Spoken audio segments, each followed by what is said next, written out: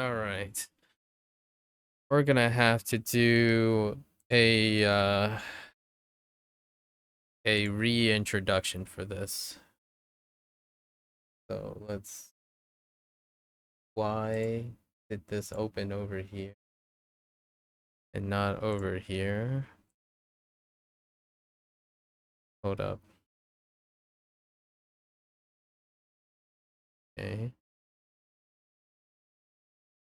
All right. And we're gonna need some background music for this. We'll describe and explain this stuff in a bit. This one's gonna be a tough one to explain.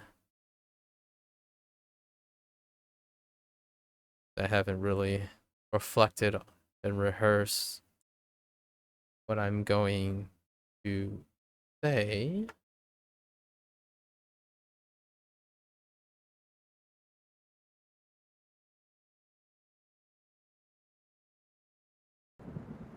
All right.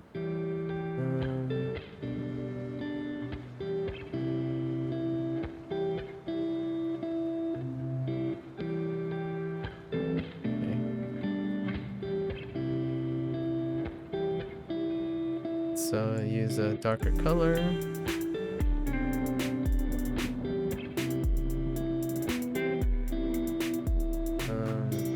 Let's put in a logo, right? Just to make sure not to confuse anybody. This. Right? Huzzah! There we go. I usually have this stuff prepped early, but this is the first time I'm doing it on the halfway point. Okay.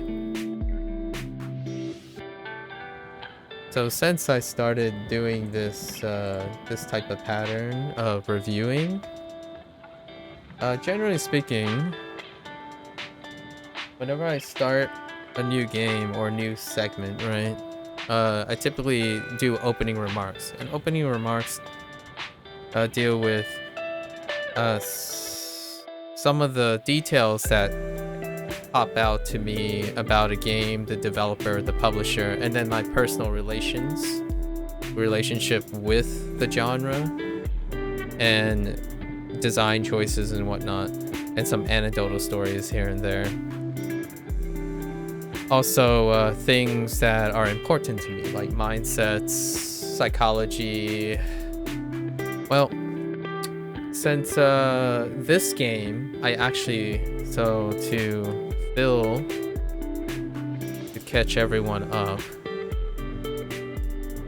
this game I actually played before. We're actually trying to complete it now, because during the time I was playing this, it was interrupted. So in the middle of my playing, we reached the end, more or less. So we've completed the main route. Just to quickly fill in on where we are. We found the end to the main route, and then now we're 99% on exhibitions. Or exhibits. Sorry, exhibits. Exhibitions is a whole different thing. Exhibits. And then we're like 4 snow friends in out of I don't know how many snow friends. I'm gonna say there are like 30 snow friends. So these are the challenge stuff, right? And then I'm missing one, basically. I clearly remember this. So, and historically, it was a year ago. So it's a little bit over a year ago. Since I tried this, and there was 2 sessions in January that I attempted to get back. So what happened here? This game was interrupted because Inktober 2022 happened,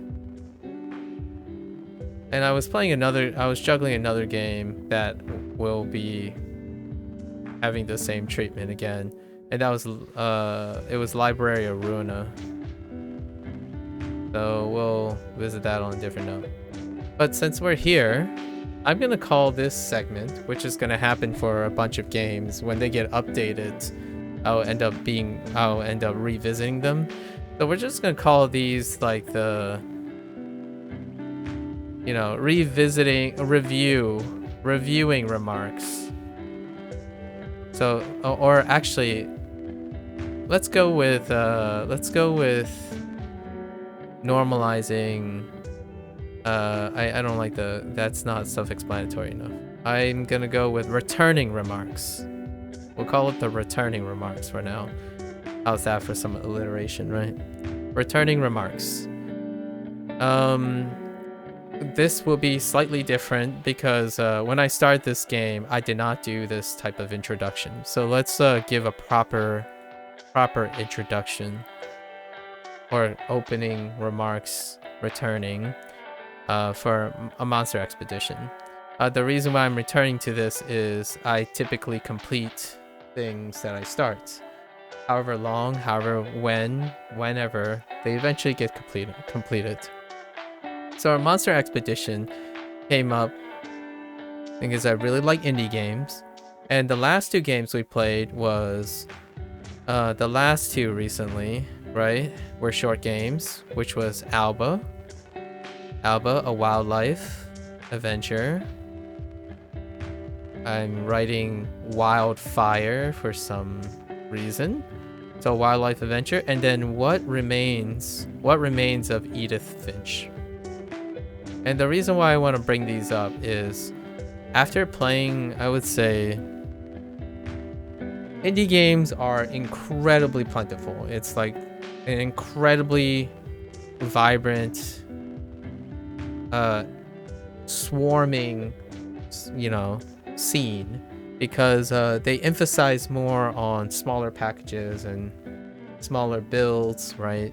Due to costs and labor but they often are incredibly weighted towards specific types of game design that promotes creativity in order to have the most freedom to stick out, right?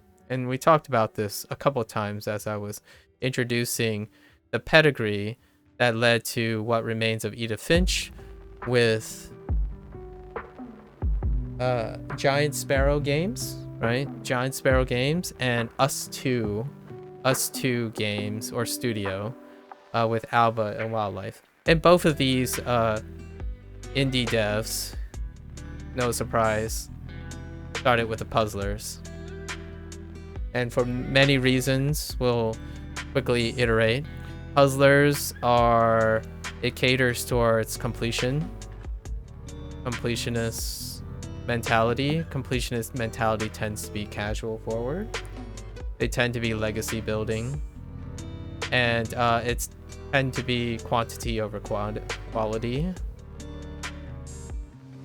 And what I mean by that is when you have people who you are targeting, they tend to weigh on how many puzzlers they complete. So it's all about designing around introducing a concept and then conquering that concept, right? It's a checklist. So what this promotes is it promotes the idea that when you produce a puzzler and it has a compelling concept, it's not the idea of production value. Like, it's lower emphasis on production value and I don't know, game length. It's a lower on standardization, right? And we're talking about like in industry standardization. And all of this typically doesn't come up. It's presented in a different way a lot of times. When people think about production, game length, and standardization, they're talking about the objective nature of game length. Or I'm talking more about the emotional and psychological relationship with expectations of production value, game length, and standardization.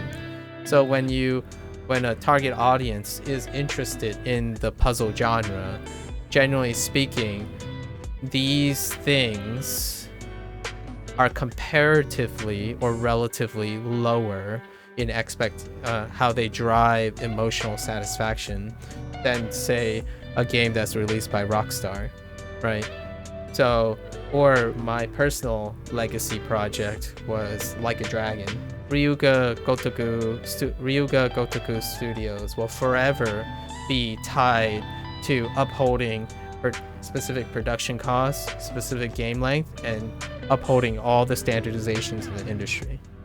In contrast, the puzzlers are often the first area that an indie dev dives into that has enough flexibility, because puzzlers operate on logic.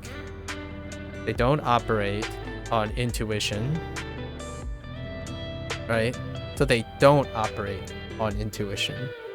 As long as the puzzles have a concept that is taught, and that concept initially is not intuitive, and it's novel, right? It's novel, it's thematically recognizable.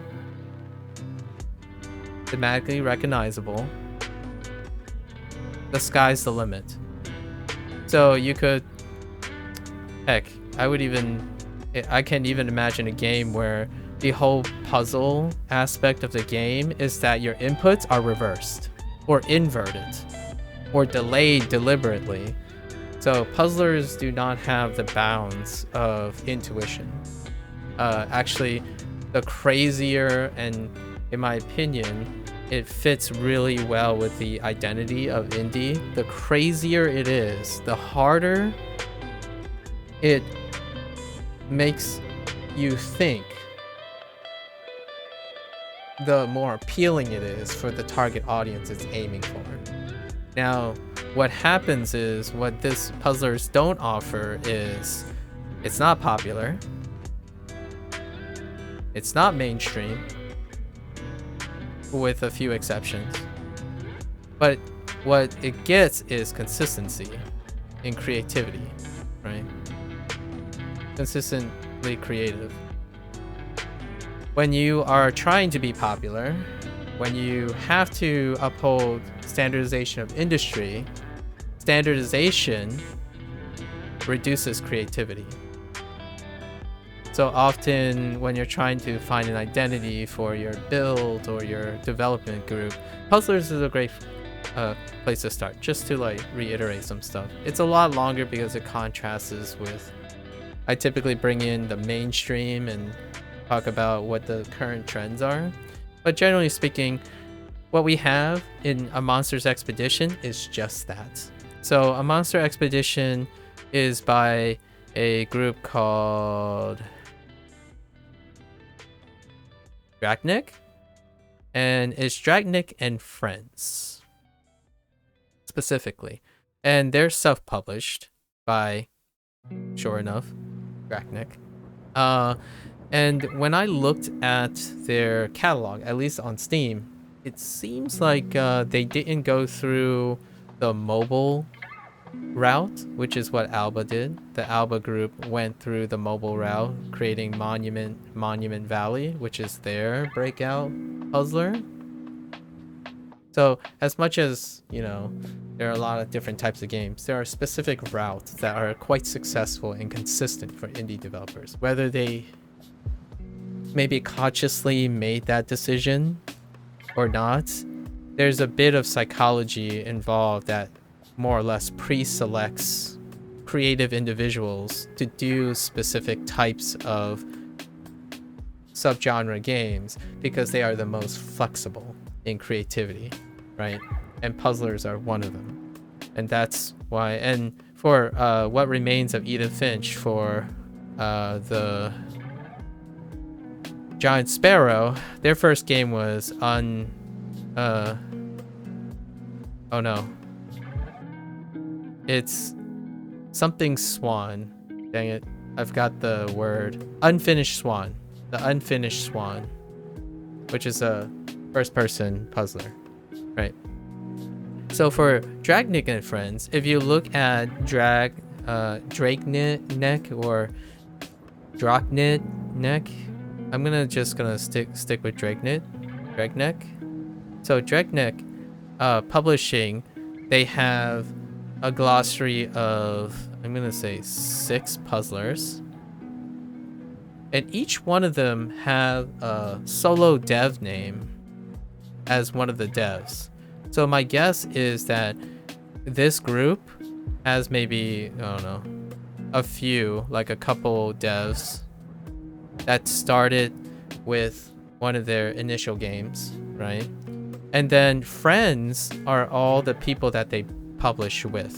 So the 6 puzzler games have various names associated with them. And I'm guessing now they collectively, when they collaborate with each other, it's called Draknek and Friends. Like Draknek must make up the core group, and friends are all the people they're picking up as an indie dev. And all their games that they publish are puzzle games. And this current one, A Monster Expedition, is a combination of a few of them. Let me bring this up first. So just to make a shout out to these people, at least the order in which Steam has it post, right, is Sokoban. Sokoban was released in 2014 with a Alan Hazelden and a Li Shanglun.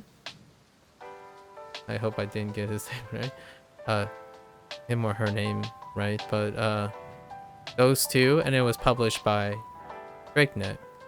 And then A Good Snowman is Hard to Build, which is directly related in imagery to A Monster's Expedition. In fact, that's the part that I'm on, the challenge part. And it's still Alan. And then now we have a Benjamin Davis, right?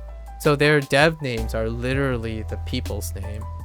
And then we have Cosmic Express 2 years later in 2017, which has a group named the Cosmic Engineers, and then Alan and Benjamin, and then TU? TU is another name.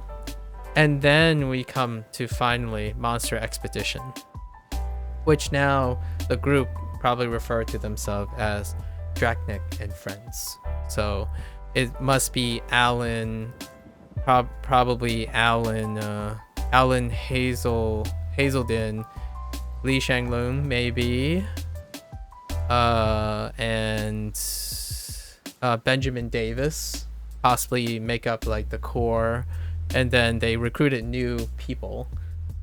And they recently released a new game called Bonfire Peaks, which now the name is Corey Martin. So perhaps they form a selective group that work together, but also individually, and then they credit them for their puzzling designs. And all of them are well received in their niche community. Puzzlers tend to be well received in the terms of is novelty in mechanics. It's a very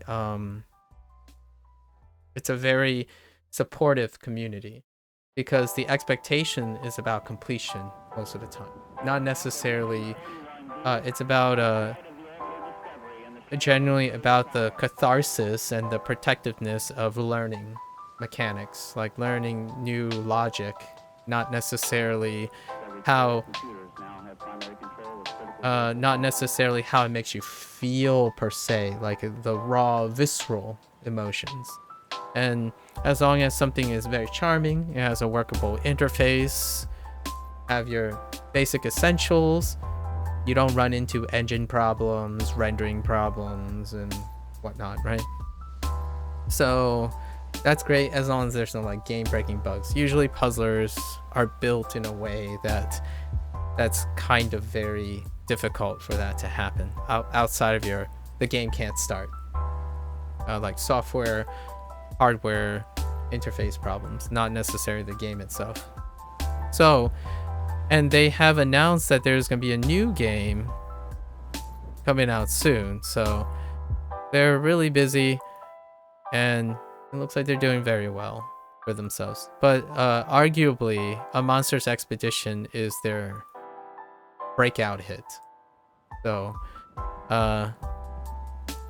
That's where we are about this publisher. Not much other details because they're indie.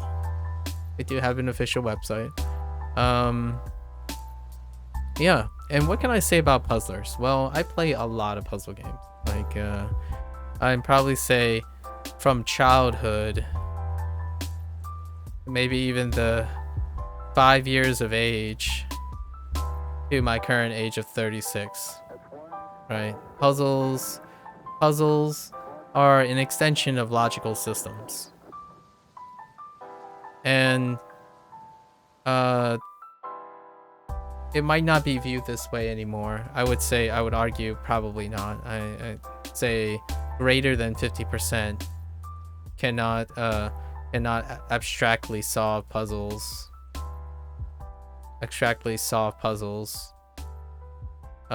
using like critical thinking at all. Like so usually the ones that it's a strong pre-selection. So when you think of a puzzle game like this, it's a strong pre-selection. Which strong pre-selection means, generally speaking, those who buy your games are already plus on the game. So generally reviews are good because it's a very closed group. Its identity is very clear. The experience is very clear. So because of the high barrier in self-selection, it's in his exclusive club where the people who buy it know, and it's not the same for everything else. This pre-selection selects for particular personalities that exercise a lot of self-awareness and logic, far more than perhaps even emotional states. They probably compartmentalize pretty well. So in general, these are gravitates towards positive reviews in general because of the type of people they often target. So it isn't fair because if you go to something like a mainstream game that operates on intuition, well, the thing about intuition is it's sporadic, it has a higher range, it has a higher dynamics. So when you're making a game that relies on intuition, you will naturally select for people who operate on intuition. So you're going to have sporadic opinions that aren't consistent, as in, I don't know what it is, but this game just sounds awful. Like, to me, like, are the sound effects kind of weird? And then, you have like 6 other people who disagree, that kind of thing. Puzzler, it's incredibly precise of what it's got to be, what it's going to be, and it is most definitely generally a one-size-fits-all. But the one-size-fits-all, the pool that all is, like the pool, the all, it's a small pool. It's a much smaller pool. But everyone in that pool is content because they have a psychology and a mindset. If you are someone who is actively looking at puzzle games and want to play puzzle games, you are inherently a type of personality that will generally feel favorable when you play a puzzle game. And we're not talking about like bias in a bias sense, but it's plus bias. There's plus logic too. So what I'm saying here is the puzzle genre is very, very wonderful in the way that towards developers and publishers, the relationship is very mutual because you have no cognitive dissonance. There rarely is a cognitive dissonance when someone is saying, I want to play a puzzle game and I'm going to buy this puzzle game. It's very difficult. Like, what I mean is, it's very difficult to feel unsatisfied because there's no conflict between your intuition and what you see logically. I will give you a point when there is cognitive dissonance. Here's a really big one that's currently in modern industry and like the mainstream gaming industry, and it's a tough one. And I really can't emphasize how illogical it is, but I'm sympathetic to it because money sucks. So, or I mean like having the luxury, right? Luxury is something that is unattainable for some people or difficult to achieve outside of enjoying video games. So one great example would be, all right, you built this wonderful game. I mean, Battle Bands might actually, the game that I was just playing might be possibly encounter this problem at some point. They already did technically. So monetization for creative intent, right? For creative property. How do you monetize that? Well, there's a cognitive dissonance in the sense that if one was to create something and sell it at a loss, expecting to recuperate the cost by introducing new content, but that content has the monetization of that content does not have enough granularity for the type of gamer they attracted to understand how much financial support a development group requires to continue making games, then you have this dissonance. So for example, it happens in the indie scene, but I think it happens more in the mainstream because the pricing can only go so low. So what I'm saying is you played a free-to-play live service game, and then the moment a monetized cosmetic comes is set up for sale, your relative dissonance is going to be, I played this game for free, so everything else is unjustified to charge for. Like the emotions, the intuitive emotions would be, I'm playing this for free, I'm used to having this for free, and I want this to stay free. And I support it by doing free stuff. As in, I play this game to support the game. Because it doesn't cost me anything monetarily, and it doesn't cost the dev anything monetarily. But really, it does cost the dev something. And it does cost you something. You both cost time. For example, it's not the main one, but let's just say time. Time has value. So you have this cognitive dissonance that happens all the time where it's hard to produce value when value is attached to satisfaction, and you're relying on intuition to evaluate, as you're relying on intuition to attempt to objectify a value of a intellectual property or creative property. Well, logic would dictate it doesn't have value. Like, it doesn't have an intrinsic value you can easily measure. That's what logic is. Like, logic will say, well, how do you put a price on an idea? Well, you can try very, very hard, but a logical person would say you pay the price you're willing to pay. So if you bought this game, you probably thought it was worth the money. What comes after is buyer's remorse, but a logical person would understand that. But what I'm saying here is, when you're in the mainstream and you're catering to the target audience that operate on intuition, you want, as a developer and a publisher, that has to be controlled. It has to be moderated, as in, okay, we got to make sure to somehow make it appease the intuitive nature of the wealth. So what typically, right?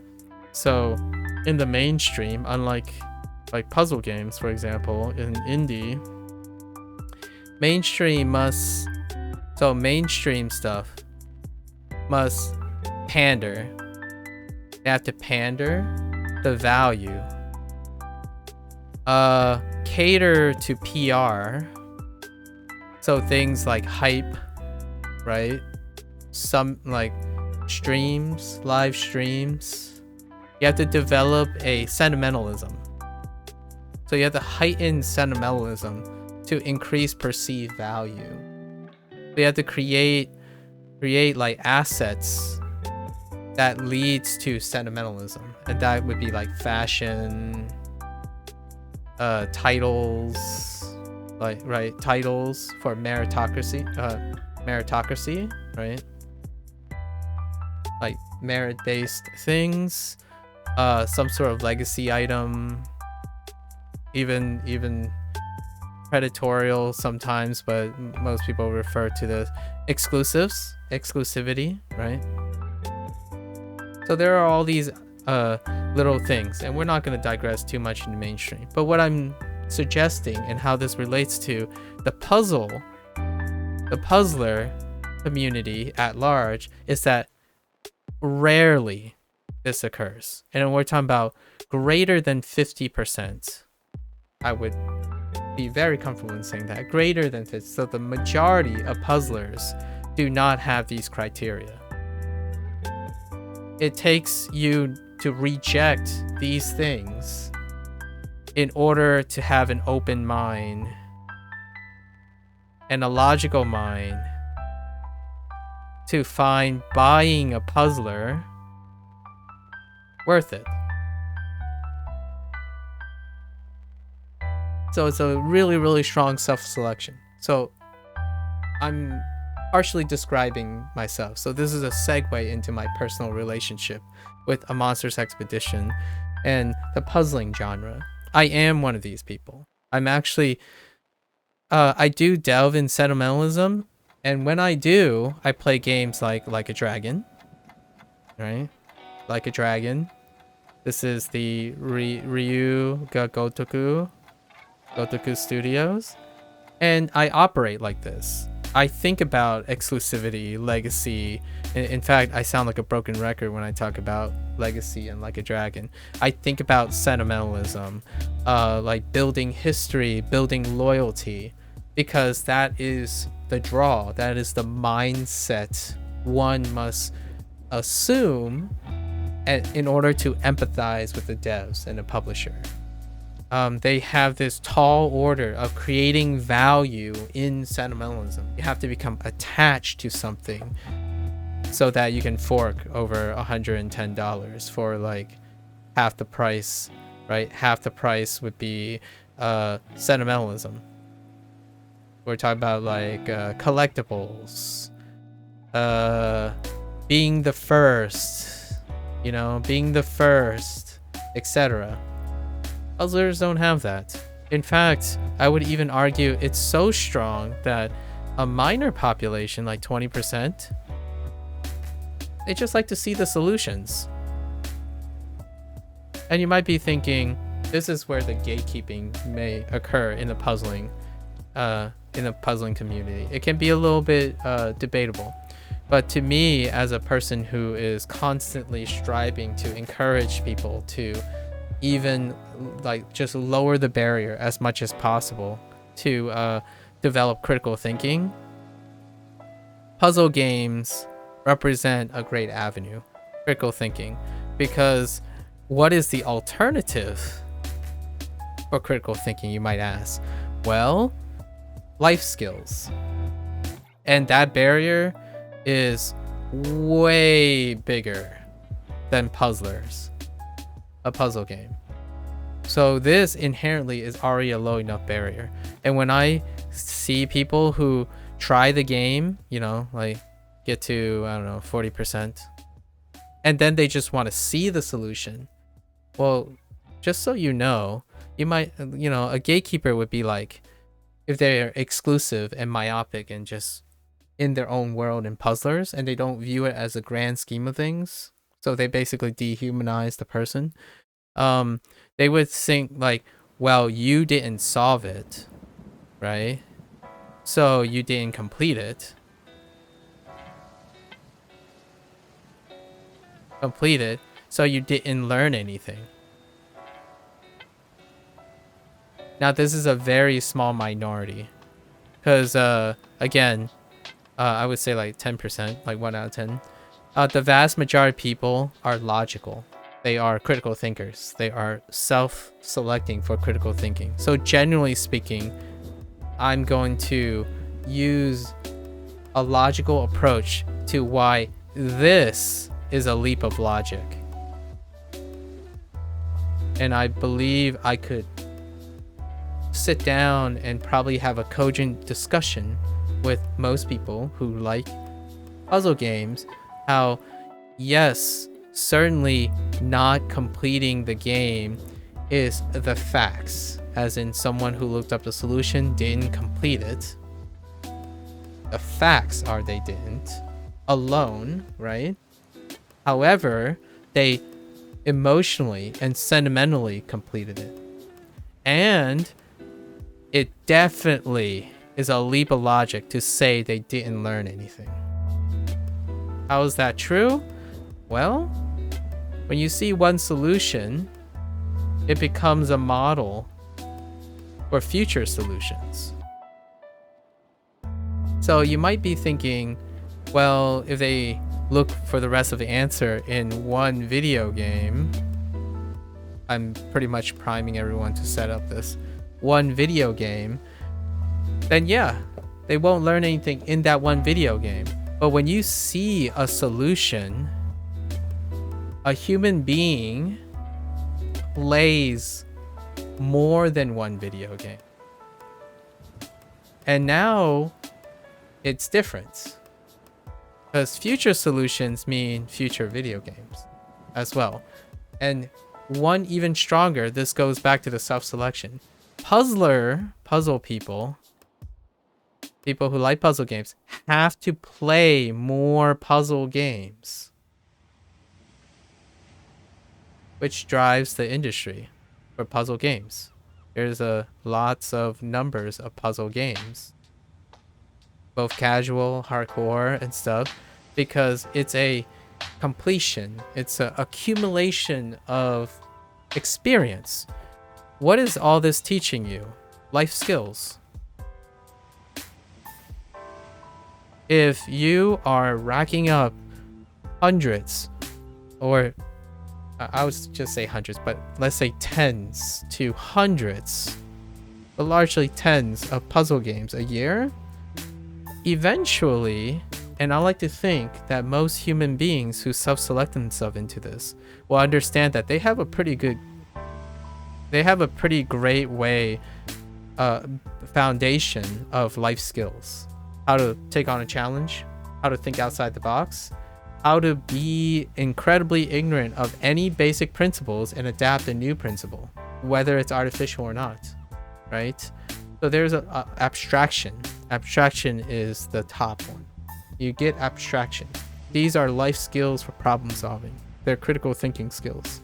So if you're doing the one puzzler every once in a while, every once in a blue moon, I'm not talking about those people, right? Those are not necessarily considered puzzlers. They're individuals who are intuitive enough to understand that their feelings are not sufficient to drive their interest in developing life skills. Life skills take a very long time. It requires way more than one video game.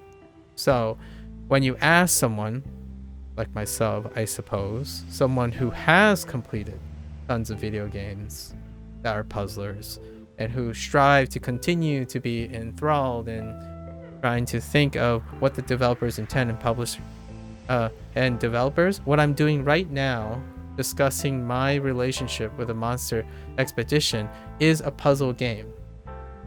I have to collect the potential information, synthesize those information into a single story or coherent narrative, followed in a logical pattern to promote, a few centralized messages. That's a puzzler. The abstraction of puzzle games is what I'm doing now, which is logical thinking. So when you're sitting around and you're saying, man, that makes me feel bad, or you don't like this, why don't you use this card, why don't you use that?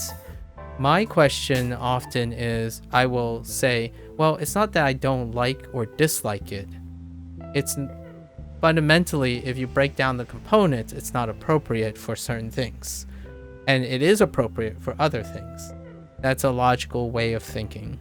So when you approach a stranger and you're asking, why, oh, do you not like this? Then you're asking for an intuitive feeling most of the time. And you're appealing, and it's a reflection of yourself too. When you ask about feelings first, or you phrase things in feelings, as opposed to asking the open-ended question about their criteria. Like, why do you prefer to pick a certain card at a certain round preferentially? What are the advantages or disadvantages of it? As opposed to asking the person, generally, how do you feel about the card? So there's a very big distinction between this. And puzzler people, they're a special breed. And it's kind of one of my deep cuts to why, if you're in game development, or you're just a guy who wants to create a game, create a puzzle game. The theme of the puzzle game is entirely flexible. It doesn't even have to connect to the core mechanics. And what I mean by that is, this is where I segue back and refocus on a monster expedition. Because a monster expedition, at its core, is a Sokoban game. And a Sokoban game is historically, it's the first game called Sokoban. I think it's Sokoban. Hold up. I think it goes by the same name. Yes. It goes by the same name, of Japanese origin. Sokoban games are just pushing games. That's it. The core mechanic is to push objects. And then everything else is like creative process. It can be any object, it can be any theme. The sky's the limit. And that creates incredible flexibility, right? The sky's the limit. It can just be, well, what kind? What's your, like, it could be space themed. I don't know. Underwater. Anything. You could even put an outrageous story behind it. The thing is, it reduces something to its core essence. And puzzle games do that. Intuitive individuals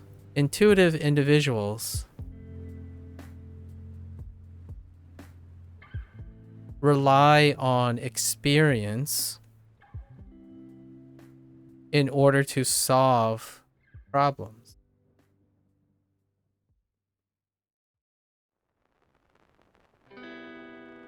Logical people, sure, they integrate XP. Absolutely, this is what I'm doing now. They integrate XP, but this is not as great as using logic. And I know logical people using logic, but what they use is problem-solving techniques. They rely on observation. So when something appears novel, they observe.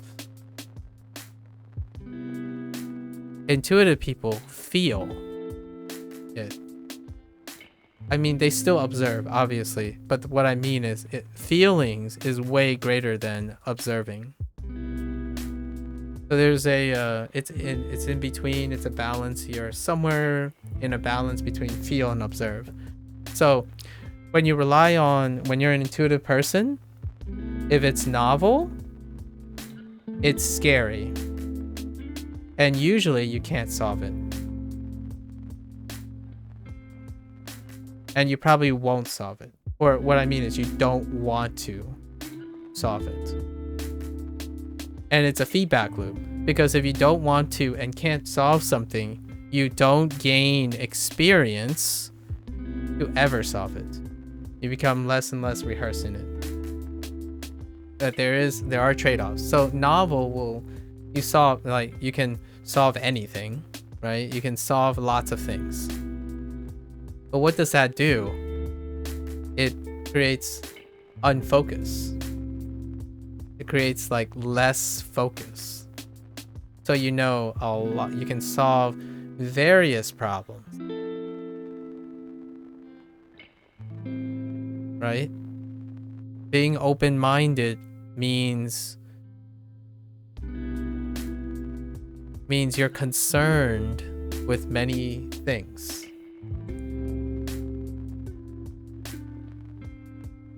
Well, one of the trade-off is you can create interference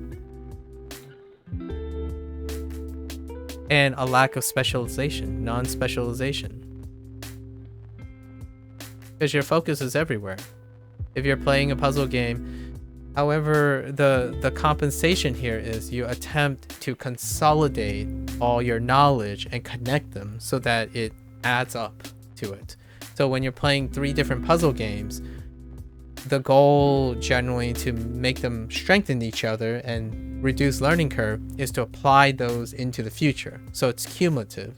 So when you approach a new puzzle game, you have all the legacy of all your other puzzle games.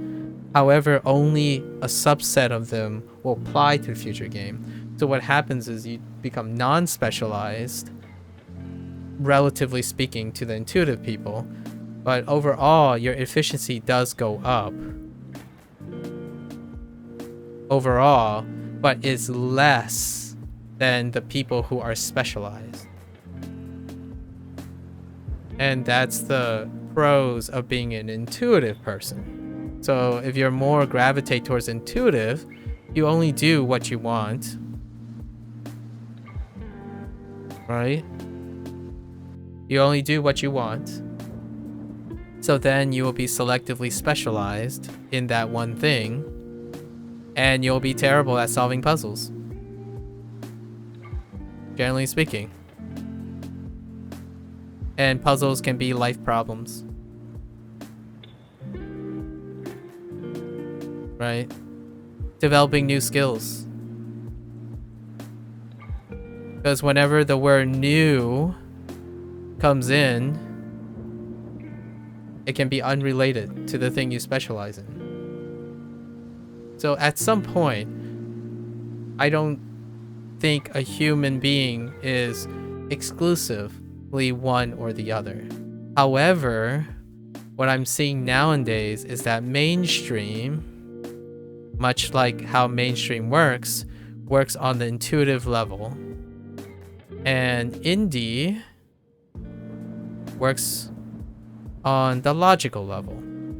It's far more successful when you work on the logical level, because you're selecting for those people who are not in the mainstream are typically in the indie scene.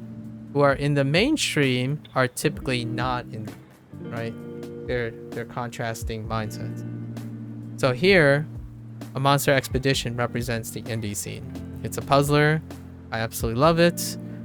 I'm generally have a preference of being logical more than intuitive. Like a lot of times people ask me if I like something, or why don't you pick this? Does not feel good, or what's your favorite thing, or is this fun? Generally, I would try to be as concise as I can without sounding too obtuse, and I would say something along the lines of, I don't typically play games for fun as a priority. It is certainly on the list of top 10, maybe like 9 or 10, but number 1 is learning. Learning is the top motivation. So what I want to learn is how people feel about the game. Why did the developer design the game a specific way? What is the target audience? What would the publisher desire that is being communicated through, I don't know, their storefront or their development cycle history, that kind of thing. I'm trying to learn about something that's not me. An intuitive person relies on intuition. Where does that intuition come from? You. So everything is inwardly focused. And that's not intellectually stimulating to me. If you spend most of your time inside your head, being an intuitive person, and you're already logical enough to understand most of that, it becomes less interesting. So the challenge is to be challenged to think outside yourself. And the most lucrative or most easily accessible way is the puzzle industry. One of them. That also includes like deck builders. And I've already discussed how puzzlers tend to be the first step because it develops the foundations of the logical systems, right? A puzzler allows creators to find the foundation of their logical systems that they like and that people that play their game likes, and that foundation of logical system lead to subgenres that introduce higher complexity. That includes deck building. Deck building is inherently a puzzle game that adds noise. That noise with deck building is problem solving. And then when you have these skills are the broken down cogs of life skills. Life skill, someone who is incredibly great at solving problems, especially complex problems, or at least coming to some sort of reasonable, optimized solution in an increasingly complex, difficult situation, inherently is built upon the foundation of logical systems. Where does that all start? At its elegant simplicity is, or rather coincidentally, I suppose, because I have no way of proving this directly, causally, it's in puzzle games. When you play hundreds of different puzzle games, we're not talking about a person who plays only one type of puzzle game. That is a person who's an intuitively minded person who likes to rely on their intuition. So that would not qualify. One example is I like Sokoban games. So this person plays hundreds of Sokoban games. You will only be good at Sokoban games. Like, you have trickled effects and various nuances that may transfer to other puzzle games, but it defeats your generalization. You become a specialist at Sokoban games. We're talking about hundreds of puzzle games that vary, right? And that builds the foundation of anything, really. I would challenge someone to mention a topic and stump me on having nothing to say about it, because it's a puzzle to piece together a story that is relevant to someone's topic. And how do you create and amass the information that's needed to create a story that makes someone feel relevant? You collect experiences, much like puzzle games. You play lots of different types of puzzle games because the goal is to create such a vast reach that when you approach any newer puzzle game, that puzzle game will have a short learning curve. And that is the goal of skill building as a puzzler, in my opinion. It's the quintessential dopamine charge that keeps a puzzler gamer from continuing, like just continuing over, because you want to complete as many puzzles as you can. Different ones are fantastic. Similar ones are cathartic, as in they're intuitively feel comfy. So you can go back and forth, but generally speaking, the more novel they are, you're collecting for reinforcement, repetition, skill building that involves problem solving. So in my opinion, and it might sound cliche, but yes, you can use puzzle games if you can see, like, with some active participation, use them as a way to train problem solving skills. It may not seem one-to-one, because I would say if this doesn't make sense to you and you can't see it, then it's okay. You're just simply a person who relies on intuition. You rely on seeing and experiencing it. And that goes 2 steps back to when a puzzler accuses someone for cheating because they looked at the solution of a puzzle game. Well, if you can't find the solution of the puzzle game, you seek a solution and you build upon that foundation. That is problem-solving skills. How do scientists, I'm speaking personally as I guess I would say a former professional, a scientist observes what already exists, which could potentially be a solution to a simplified version of their more complex problem, and use that as a foundation to inspire and build upon that. So solutions can be presented elsewhere for future problems.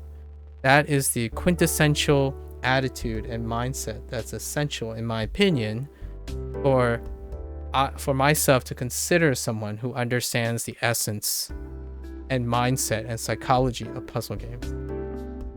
If you cannot solve the problem and you have tried very hard, that's great. Here's the solution if you want to see it. When you see the solution, actively participate in what properties, you would approach it logically to what you forgot or what you overlooked. And that kind of thing is completely, almost nearly abolished and removed in mainstream games. Because if the game is not intuitive, you don't need logic to solve it. They're at odds with each other.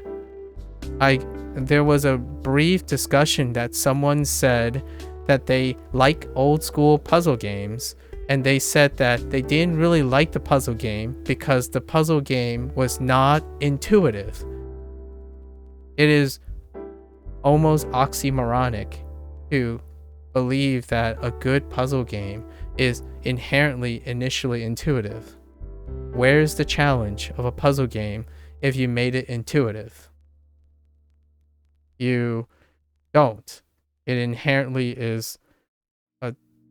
will take away from the idea that it's a puzzle. Puzzles don't.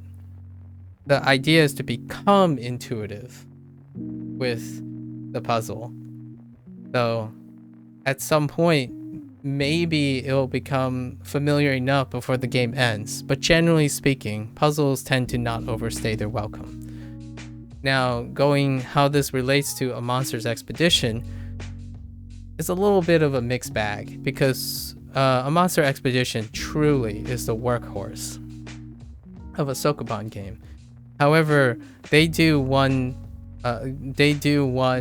really, really clever thing where they progressively show different iterations of box pushing, right? Sokoban.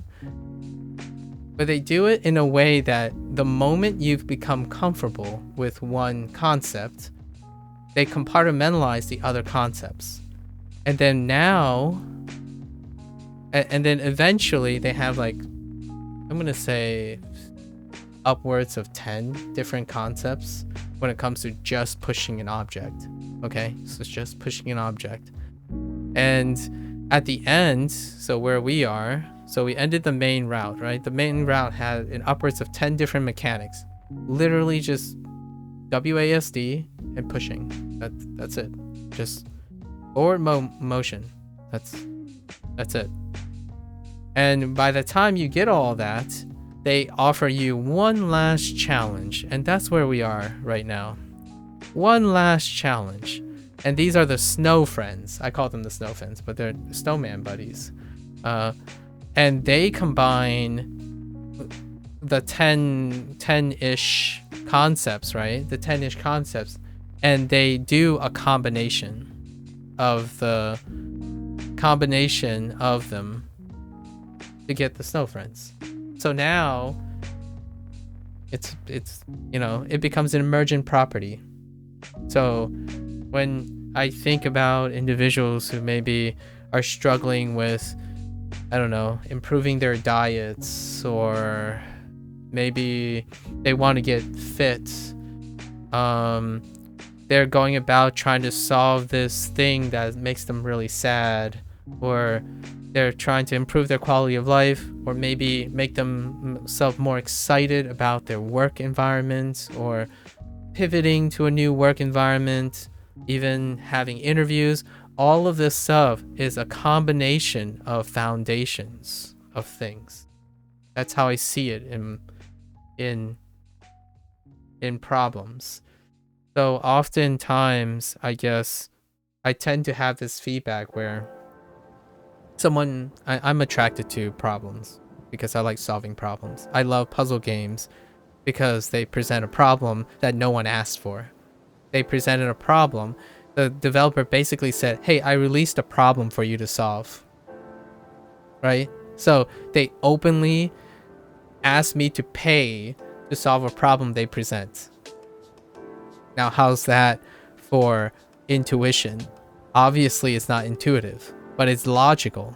I'm looking for a problem, and someone is offering me a problem to solve at a price, because it's not my creation. It's not my problem that I deliberately created. So I'm asking someone to create a problem for me to solve without like the consequences of like higher complexity, like life problems and whatnot. But I am inherently that type of person too. When I see someone who openly approaches me, as in offers me, you know, like a publisher, like Draknek, if they come to offer me, it's like, hey, I have a game that I really want you to try, and tell me your analysis of it. That's a person offering a problem to me, a task, and I approach it in the same way. What are the foundations? What do I do? How do I communicate it? You know, like all my criteria. That's how it works. And now when people talk to me, or like people who maybe have the courage or perhaps have some trust and respect that approach me with problems, I usually break it down in a way that sounds logical. And what happens when you break down something logical is that it becomes comforting to an intuitive person, because when you are able to communicate in a logical way, eventually to an intuitive person, they can intuit the logic when it's all put together. So people who are like depressed, or that's my personal thing. I focus a lot on mental wellness. Like breaking down that type of thing is something I enjoy doing, because puzzle games is also a reflection of that. I self-selected myself into this group. So when it's not necessarily causal. I'm just saying, if you have a friend that's really into puzzle games and you observe them, it can be very inspirational to asking them how they solve difficult problems, even at a puzzle game level. Because if you take a puzzle game out and deconstruct what you're actually doing, lots of problems are presented to you, even in real life, quote unquote real life, or life problems. You can logically break them down to some level that is manageable. We're not talking about like finding the meaning to life or mechanically break down the secrets to the universe. We're talking about breaking down something so that your intuition meets it. So when something is overly complicated, logic can bring it down to the level where your intuition feels comfortable. And when that becomes intuitive, you nailed it. You get that little click in your head. You don't necessarily learn all the nuances of the universe or some overly complicated problem that you have. You learned enough to intuit the solution so that the solution promotes your desired effect. And for me, that threshold is so low because I don't typically rely on my intuition. In fact, a lot of times when someone asks me something like general, like how do you feel today?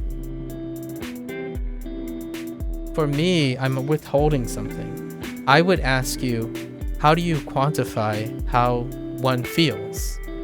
Because I don't necessarily want to rely on intuition to guess what you're asking me, but I still do it. I still say, I'm doing really well. Last couple weeks, I've played these amazing things. I want to share some conversational threads with you about it. And then that person says nothing, right? So logically, you would think like, okay, so nothing you've said offered an interest to them. Or you can intuit that they just wanted to say hi. It's always a constant balance. However, to me, it's not the same. When I say I'm all right, I'm fine, how are you? I'm looking for something. I'm looking for a lot of things at the same time. I'm not a person who doesn't solely rely on intuition, has to practice a lot of different things in a conversation. And what I want to say about that is, it's kind of ironic, but it does. Here's one of my hot takes on this little digression, is that when you're solving problems logically, it creates an upfront burden on how to go about it. But the irony here is it also presents as a solution to all the ambivalence that you feel as an intuitive person. So if you rely on intuition and constantly you're being upset or disappointed, or somehow you can never form a new habit or quit a habit, some like addiction or something, the idea is it's really hard to start applying logic to solving the problem. At the same time, it presents one of the most accessible ways to try to ground your intuition so that you can get a more consistent intuitive experience. So things like, I don't know why I hate this game so much. I don't know why this makes me so angry. Well, if you're chronically angry at things, you would likely go to anger management at some point. And the first rudimentary approach to understanding anger management, especially when you're talking interpersonally to another person, is to be able to explain what that is. So the first task for the individual that is talking to the angry person is to investigate and observe and ask, what makes you angry? And the intuitive person says, I don't know, because you rely on intuition. Well, let's go through some of the basic principles and foundations of it, and then build the person's expressiveness on how to do that. A successful puzzle game legitimately does what I just described. They offer a logical way for someone to see the vision and intent of their designer. If it's absolutely clear, then it's successful. Because logically speaking, if the puzzle is based on logic, it will feel very satisfactory, especially when the moment your logic meets your intuition. And most people, in my opinion, when your logic meets intuition, right? That word, at least in English, sorry for international folks, at least in English, or even more specific, maybe American, I don't know if it's exclusive, is the word click. That's the moment. You can use other words like eureka. That's the interface between logic and intuition. When you had to develop enough logical systems in an unknown environment, a novel problem, maybe a novel life problem, or circumnavigating grief for the first time in your life, things like that, or circumnavigating having a child or becoming a parent one day, When your logic is enough to bring your intuition in line, it clicks. And generally, I would say logical people represent less than 50%. Because humans, you have to understand that the human condition, right? The human condition are inherently biased towards being intuitive. You act on feelings. And that's not a bad thing. But it isn't logical. So if you're having a conflicting issue about, oh, I want to be logical, well, you have to understand the human condition is you're conditioned not to really rely on logic. So the idea is you need a lot of practice, right? You have to practice the things you naturally are inherently not going to do. It's kind of humorous, that whole cliche saying that, oh, humans are rational creatures, right? They're rational creatures. There's a difference between being rational about something and being logical about it. So rational combines being logical and intuitive. When you are both intuitive and logical, you are being rational. You're being irrational when you throw out logic and rely deliberately on intuition. So that's kind of like the summary. Puzzle games kind of exercise that. For example, if you get stuck on a puzzle game and the first thing you do is repeat the same set of moves over and over again and then complain about why you can't solve it, you have become irrational. You have become emotionally compromised. And that emotional compromise makes you intuitively frustrated. It has no form of logic. Like, why are you angry at doing the same thing over and over again and failing in the same way? It's throwing out logic. So I like to challenge people, and this is my plug. This is my indirect plug for a game like A Monster's Expedition, because my relationship is kind of weird. I tried very, very hard at the time to complete this game, and I'm coming back. So what is the take-home message from my personal experience? All the things I've described has happened in my experience with this game. Like, I needed to build a foundation. It happened, but then I got stuck, and then other things came up. It detracted me from it. Inktober happened. And now I'm back, and I'm trying to get into the mindset of trying to solve the problems, the puzzles that I have not solved yet. And this explainer kind of illustrates what you can extract about yourself while playing a puzzle game.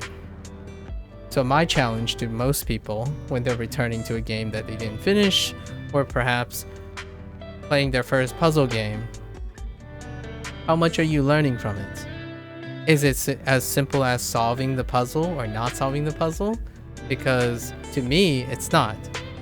How many times you failed at the puzzle, the process, how you got to the solution is part of all of it. All of it is important. Did you look up a solution?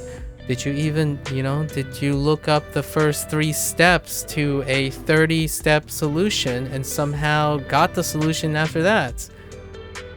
There are many ways to solve problems that is not myopically and enclosed in one game. You are a human being. A human being is a combination of multiple things. You can choose to make it your own experience. And that's where the vast majority of people cannot empathize with me, and I cannot resonate with them. The idea that when someone says, oh, aren't you worried about this? I'm not. I'm just not. I don't worry about a lot of things. I might momentarily say, oh, I should keep this in mind, but when it comes to worrying about problems, it's a problem to be solved. So when I encounter a problem, I'm going to try to solve it. And the thing is, it doesn't mean I'll be successful. I did not complete this game in time. but maybe I'll complete it now. It's about the it's about the experience, right? So there's a combination of that. And I don't know how long I've been doing this, maybe an hour, but I generally keep these remarks to an hour. And I like to, highlight and thank these guys, Draknek and friends, for giving me a nice segue from Alba, A Wildlife Adventure, and What Remains of Edith Finch to a proper puzzle game that I haven't completed. And I'm going to tell you now, there's going to be a lot of blank staring and head scratching and backpedaling. And I'll do that for maybe the next 3 hours. And I might be able to solve one thing. So let's get into it. That's my returning remark for maybe the next 2 or 3 sessions. I don't know how long this is going to take. It could take me to the end of time. I don't know. We'll see.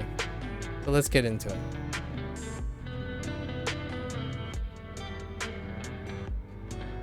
Alrighty. Here we go. Alright.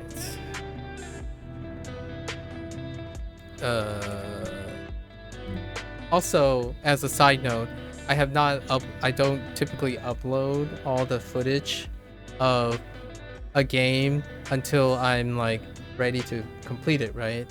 So this is actually the 10th session of Monster Expedition, and I will slowly and surely upload the first 9. It's technically the first 7, and then Inktober happened, and then after Inktober, I did another 2 sessions because I had some free time, and then the Like a Dragon thing happened. Okay. Okay. The nice thing about Sokoban games, or at least these types of games, is that there's no knowledge check, usually, on returning to the game. So one of the nice things about puzzle games, and why they're constantly great for indie games, just a little bit more, indie games, is they're good for mobile, they're good for small sessions, and puzzle games operate on very elegantly simple core mechanics, because logic is on its foundational level simple. It's elegantly simple. It builds to something sophisticated when you put it together. So in this way, I chose this game. There was another game, Library of Ruina, that I had to hop back in, but Library of Ruina is one level above this. It's a complex deck builder, and what happens is you slam into a knowledge check. You have to remember what the keywords are and stuff. Those are semantics. It's built on top of your logical foundations. But these puzzle games, indie devs make mobile games. If you want to play Monster Hunter on your commute, or Monster Expedition, get it on the this is a plug for these types of games, especially a Monster Expedition. I had a wonderful time. I still remember it's a wonderful time. Get it on iOS or Android, because I'm pretty sure it's on a mobile device. It's on all platforms. Get it on your Switch. When you're commuting across a bus, complete one of the islands. It's, it's a life skill. Life skills are done in increments. So I can hop right back in because it's so approachable, instead of, say, like a deck builder, right? Because it has a lot of knowledge checks. There aren't specifically a lot of knowledge checks, except I clearly don't know how to get to the map anymore. Hold up. I don't actually know how to view the map. Is it M? No. Okay. This is more of a... Oh, that's a reset button. Oh, that's a reset button. Okay, R is reset. Shift is zoom out.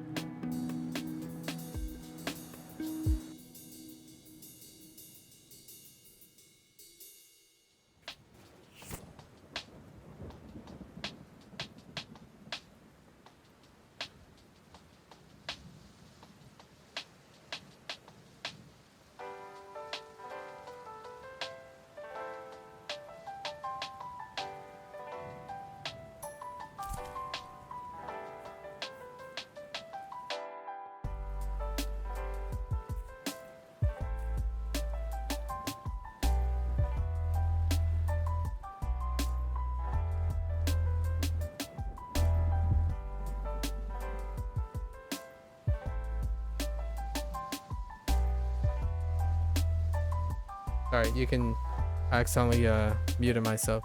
So, life's you can definitely do an island a day in this game, and if you did do that, it would take you over 2 years, because I think there's approximately 762 or so islands, and you can do the math, right?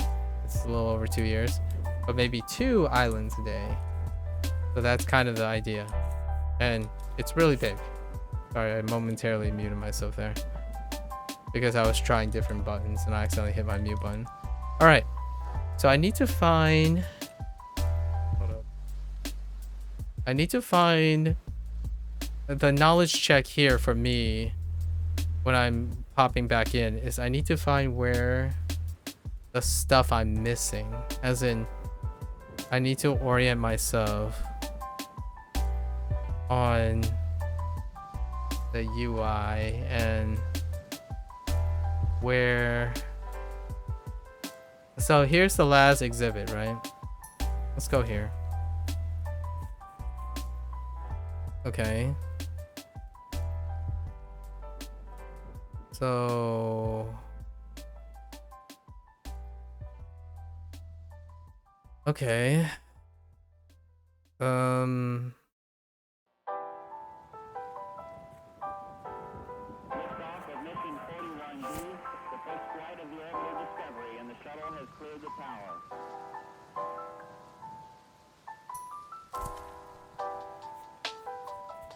Every 4 computers now have primary control of critical vehicle functions.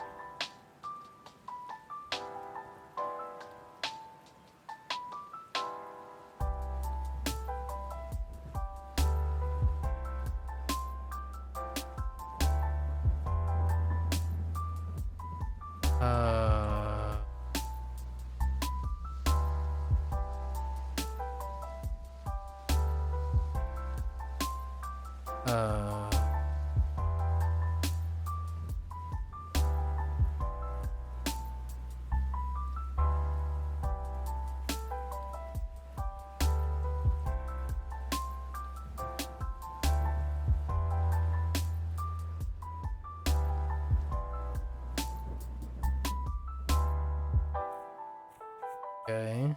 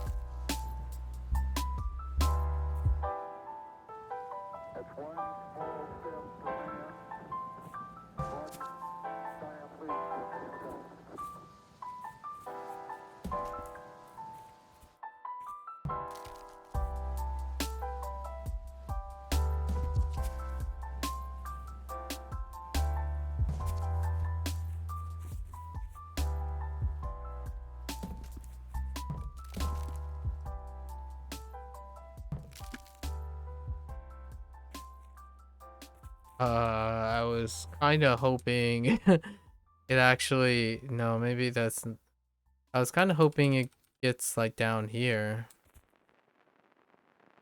How do I reset? R?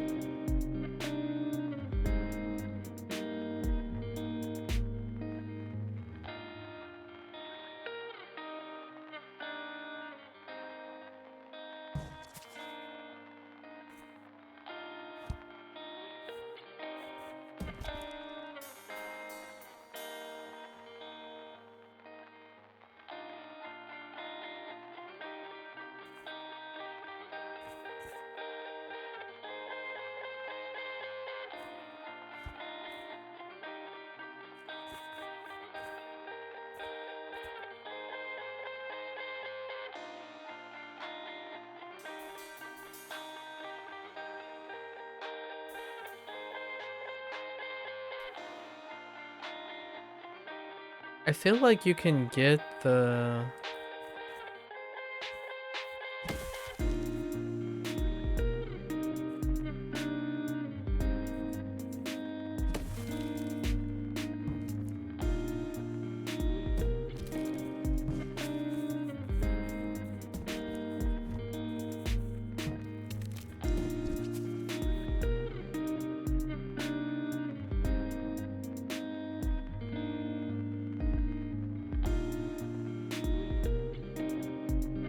Hmm.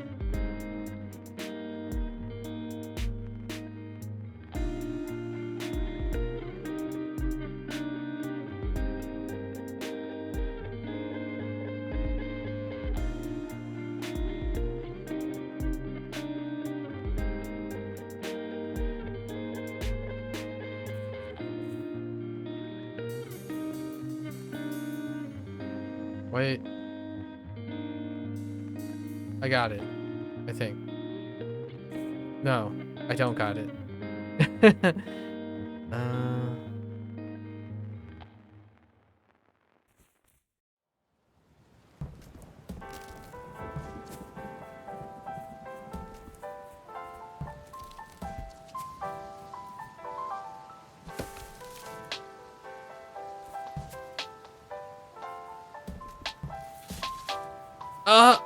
Oh no. Wait.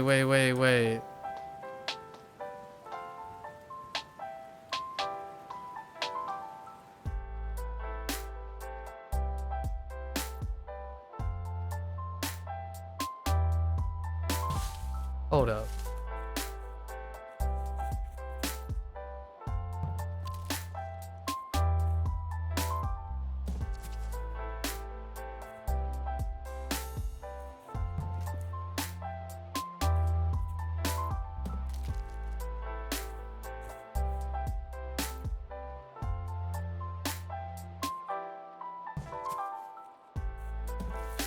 Ah, yes. Alright, sorry. Early celebration. It's fine. Okay.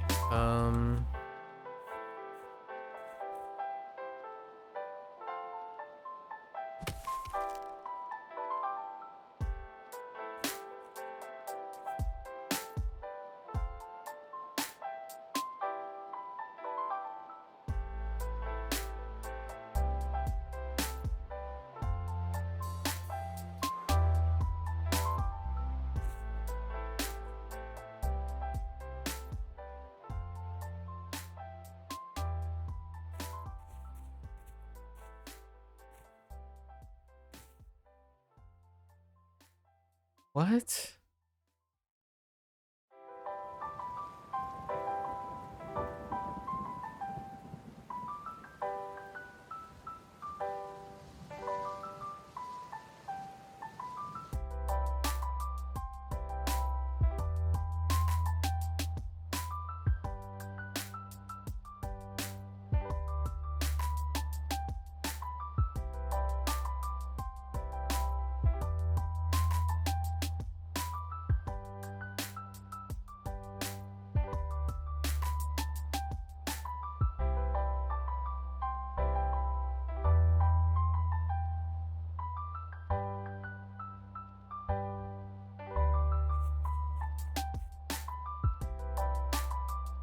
Okay. Alright. So I can only push this, right? And then...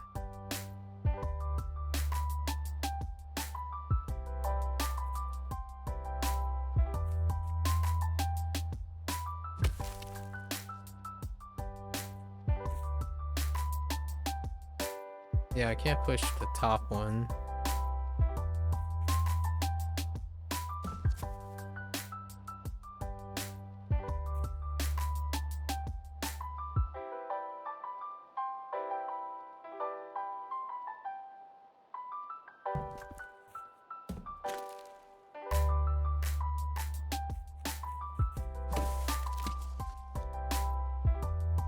No. No.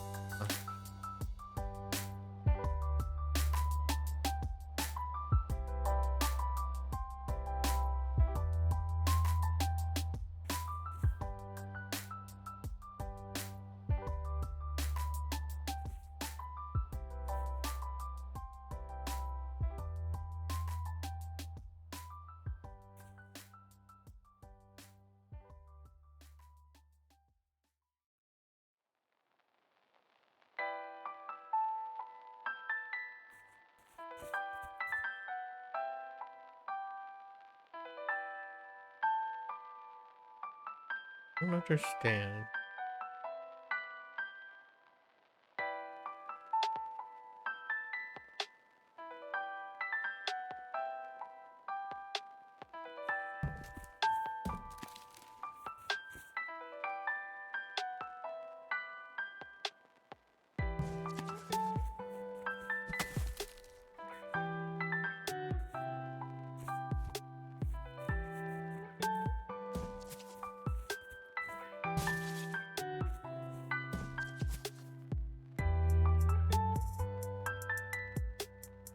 Wait.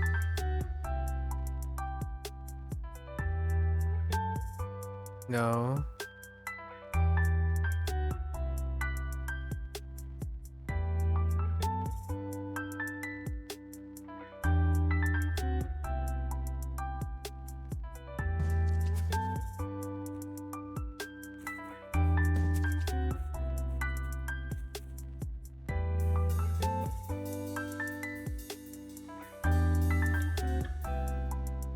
Hmm.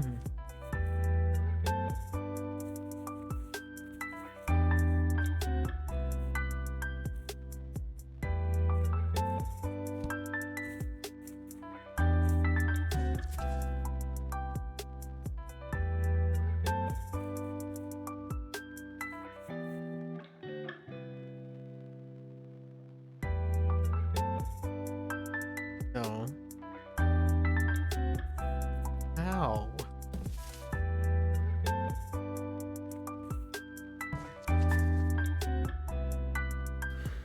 No. Can't do it that way. Okay.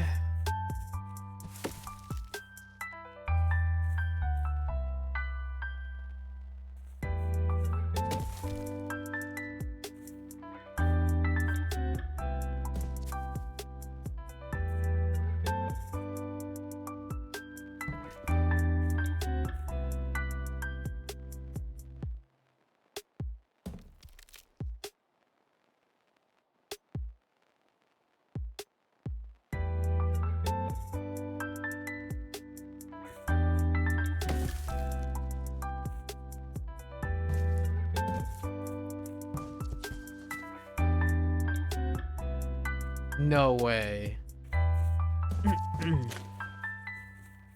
Nice.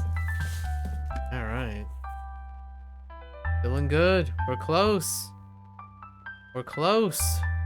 I feel it.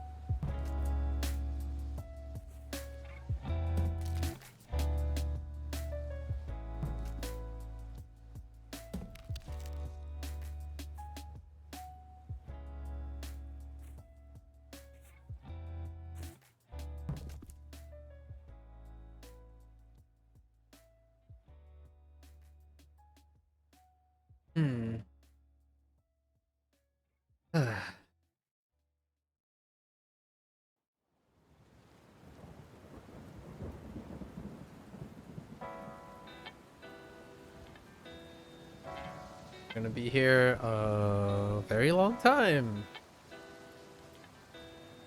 Oh yeah, and the British humor in the exhibits are great. We only have one last exhibit, though. It looks like a shopping cart. Very, very dry British humor. Very nice. uh, if you're into that sort of thing.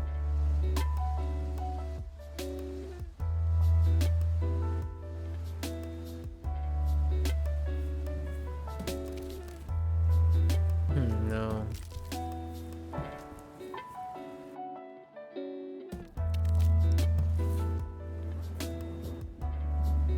Okay. Okay. Nailed it. We got it. Juvenile basket. Despite its large size, this wired creature has been identified as the larval form of a shopping basket. Monster scientists came to this conclusion after observing it under test conditions and noting many examples of traditional toddler behavior. These included heading in a different direction than expected, continual squeaking, and a love of running downhill fast. You know, it's a baby basket. You know? These things are fantastic.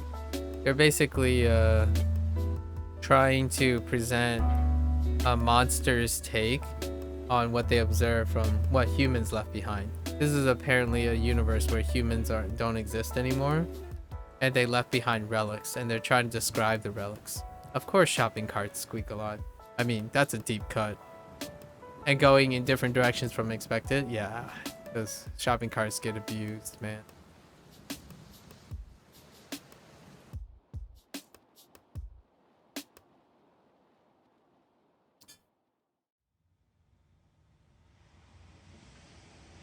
All right.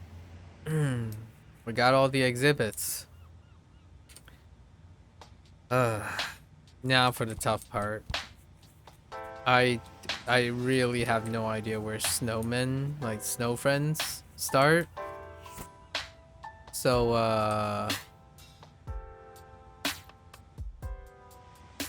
and there's no real way of knowing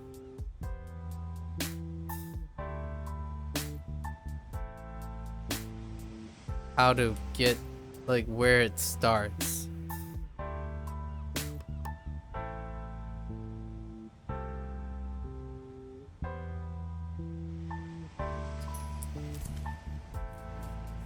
Like maybe here.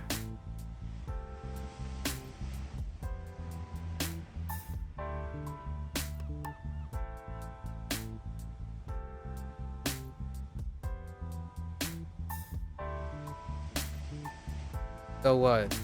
I can try to get a raft at the top. Is it even possible?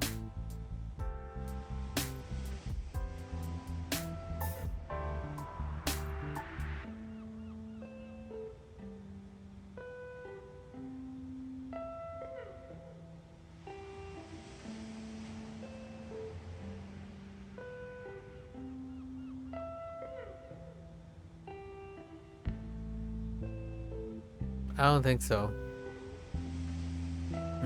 I think I can only get a raft here. Oh wait, never mind. You can't even do that. Yeah, there's no way you can... this isn't the way. This isn't the island. Because where's the raft? Oh. Yeah. There's no raft to the top. Okay.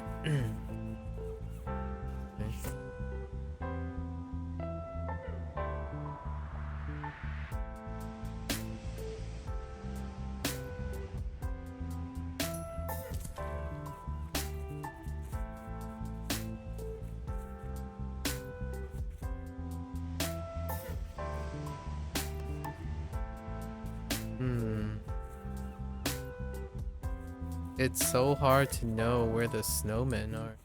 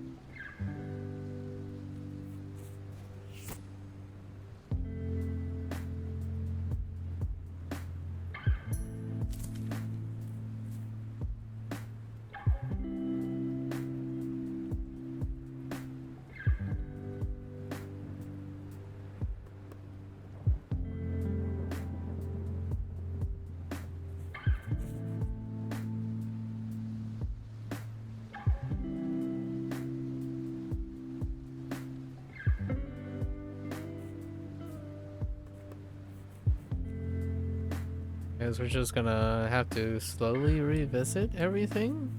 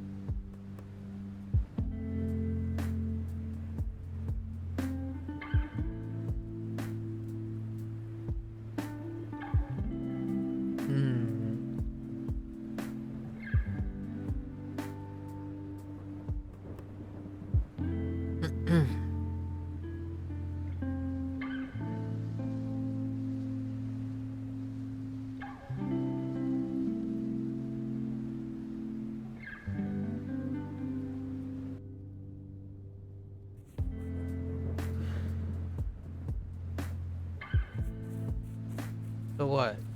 Maybe we can push a raft.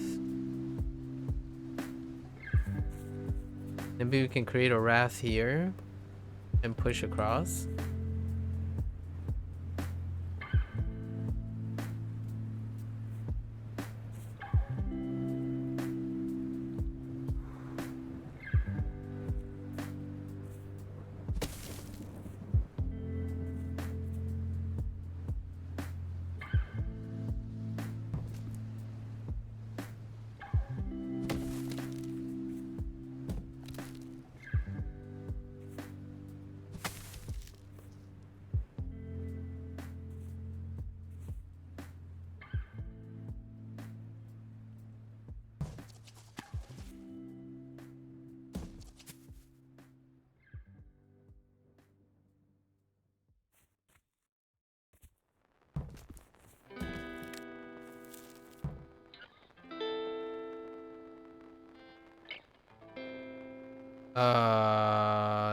Nope.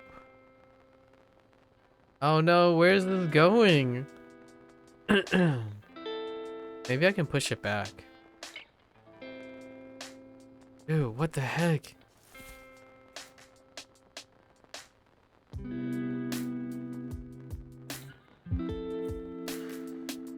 Okay.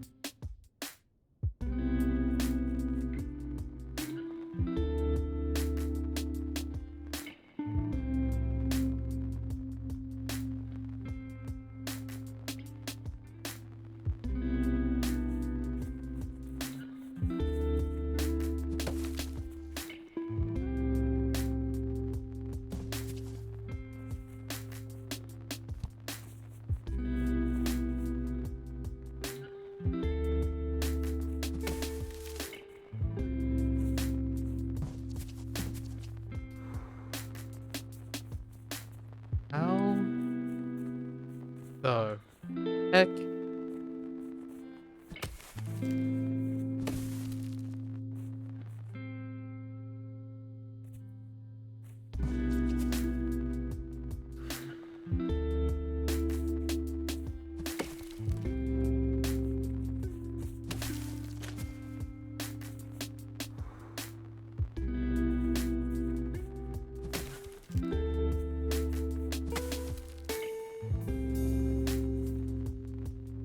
Oh.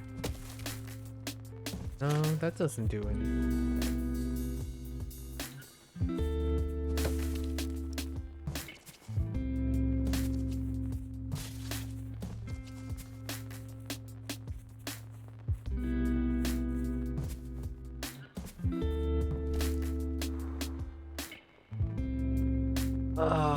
Why?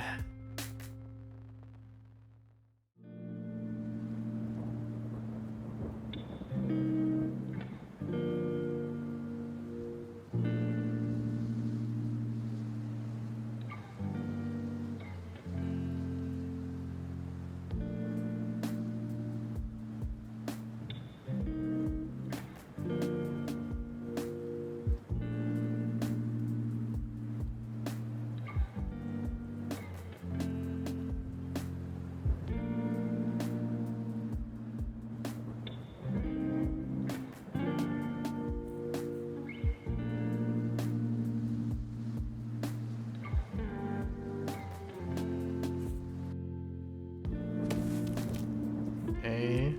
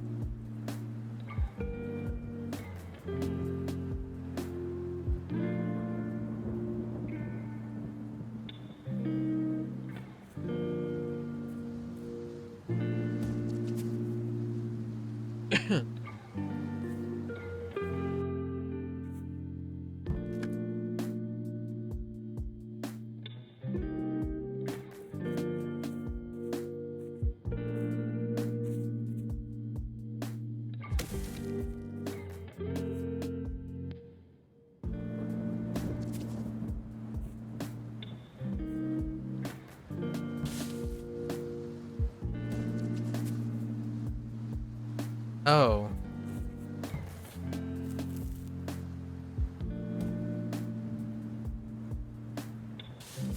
That doesn't do anything? Um...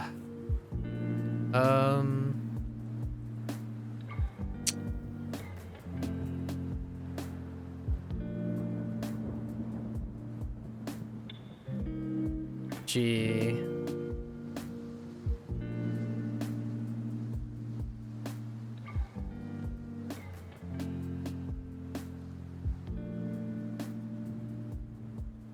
Okay, well, that's clearly not it. Okay.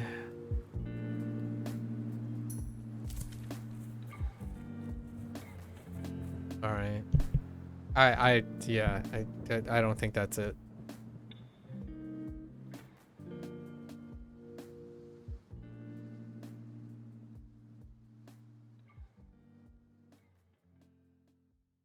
So much not knowledge checking.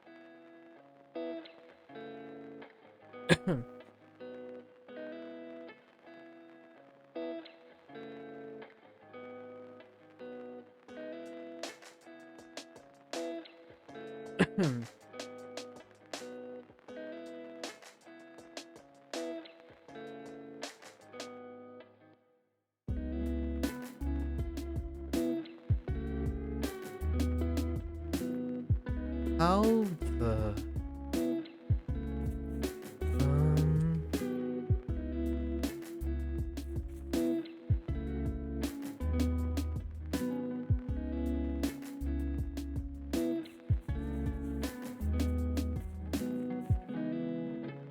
oh, you can reach there.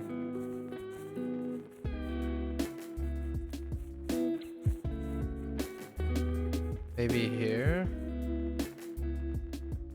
Ain't no way, right?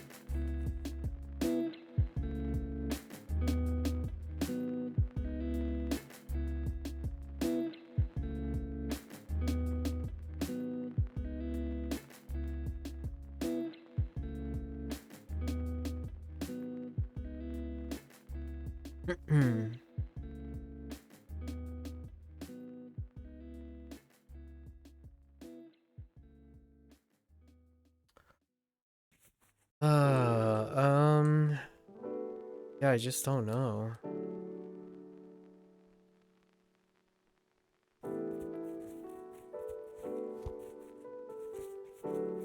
Oh, wait. There's the...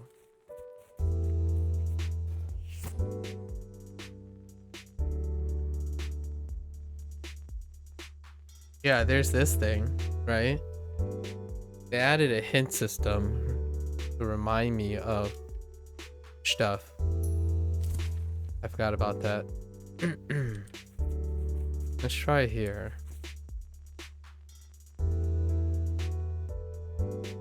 That was added well later in the game. But yeah, there's no way I'm gonna remember what's here and what's not.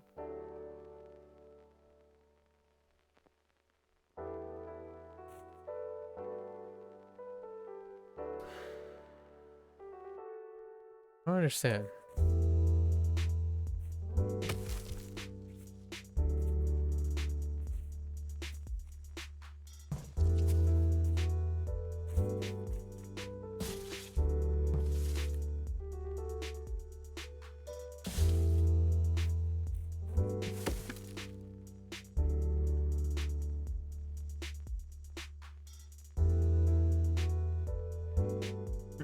Okay.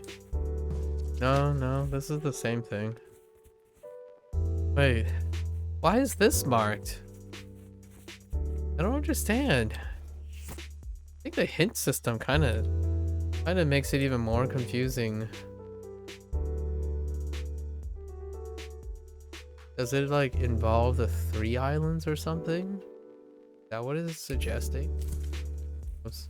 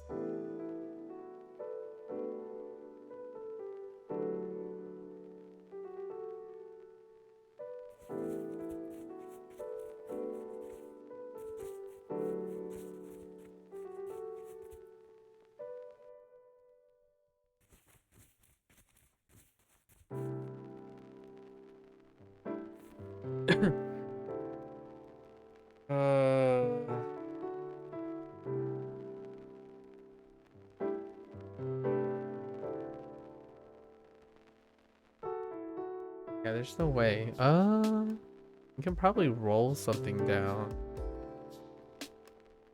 I don't know if you can make a raft here, maybe. Yeah, there's a chance you can make a raft right here. So the icon is suggesting that it's this island, and this one over here. So the 3 of them are linked. At least that's what I think the notation is suggesting.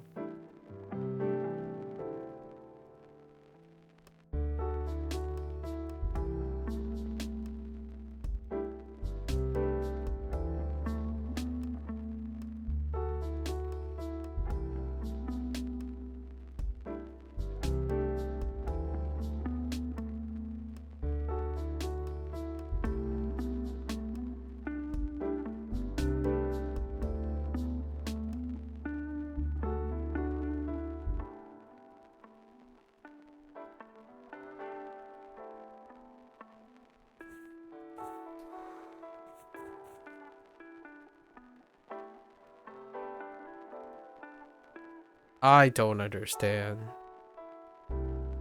I really don't understand. Wait.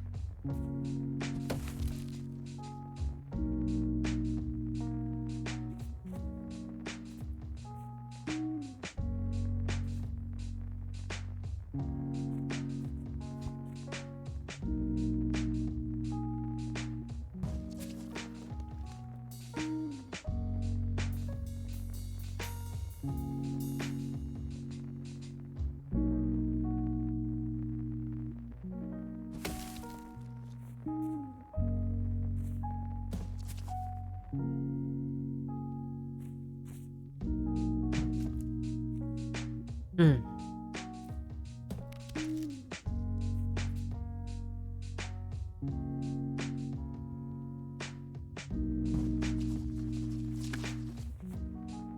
Wait. Does that help? Yes.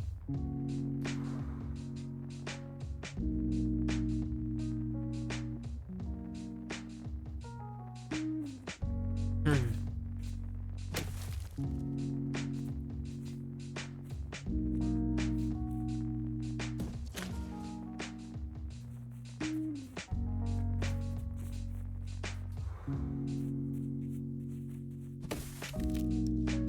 Wait. Wait. Hold up, hold up.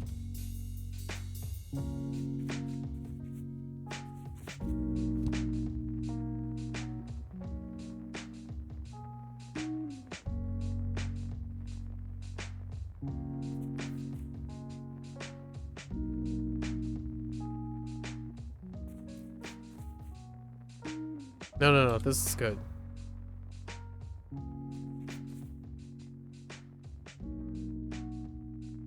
It has to be like this way, right? Aha!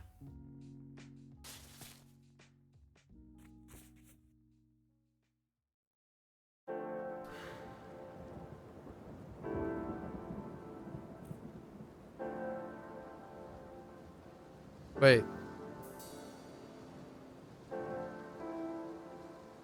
What does this even do for me? I don't understand. Wait.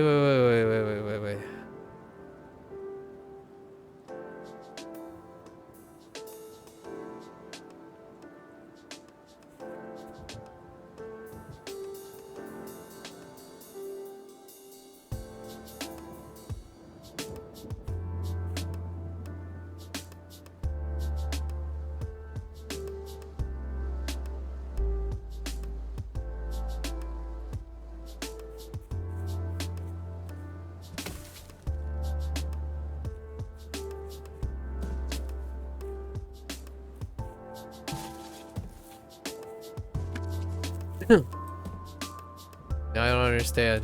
Okay. Hold up. Okay.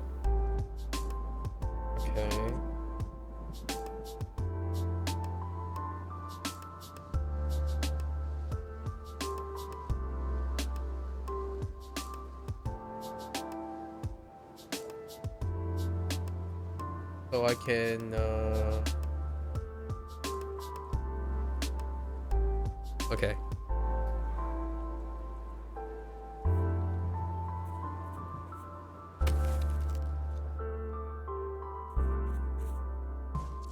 Oh.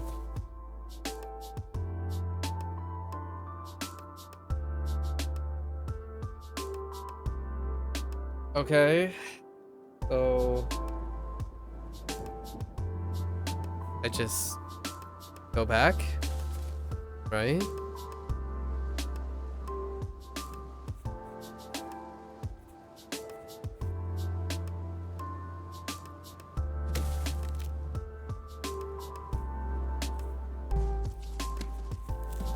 Nailed it.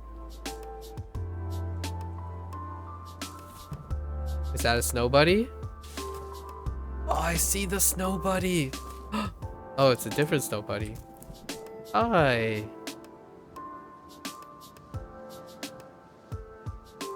Oh, that's how you tell if you got the snow buddy. They got the arms. That's right. Okay.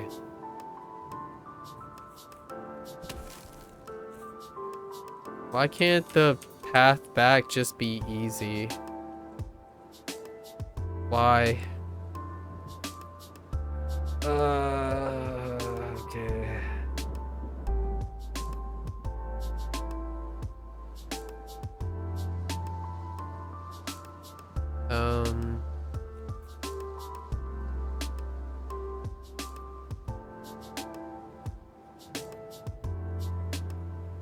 Wait, is it easy? No, it's not easy.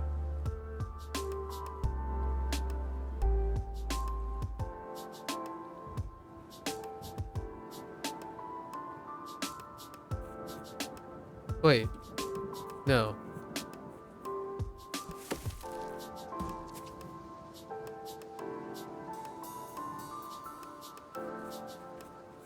Say what?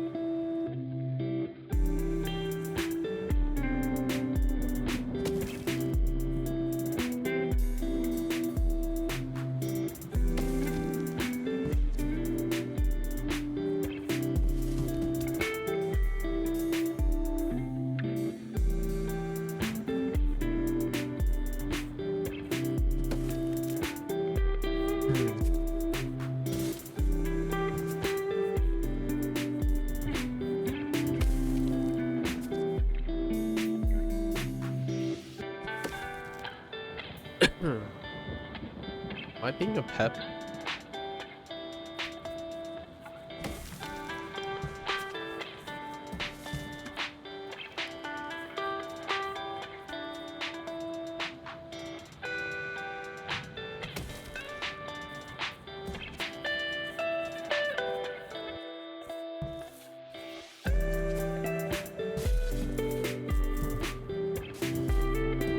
go. There's another snow buddy there.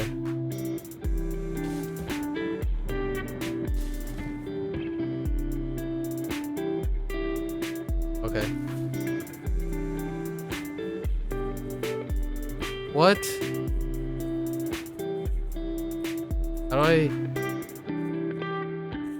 How do I get back? Oh, wait.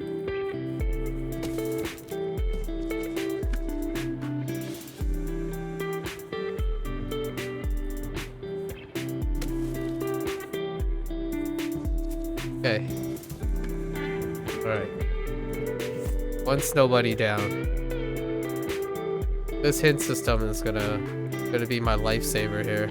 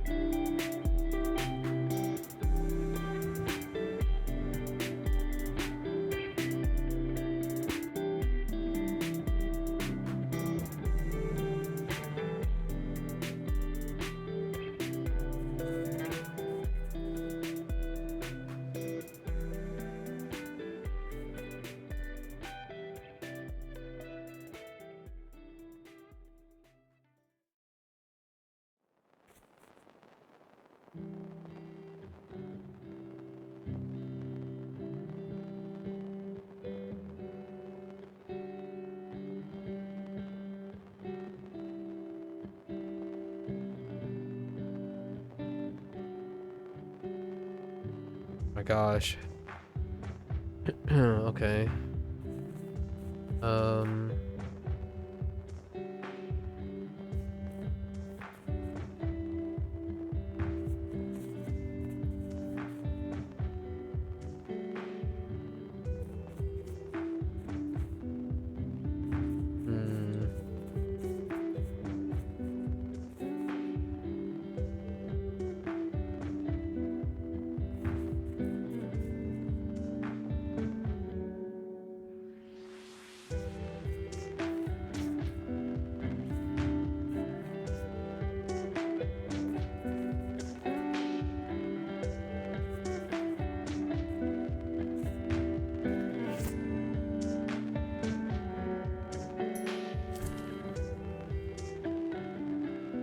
Oh, wait.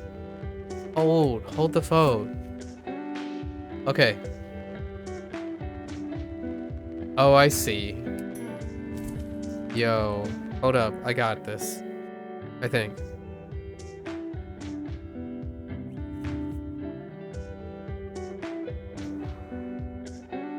I can use the 2 teleporter spots to consolidate the trees in between.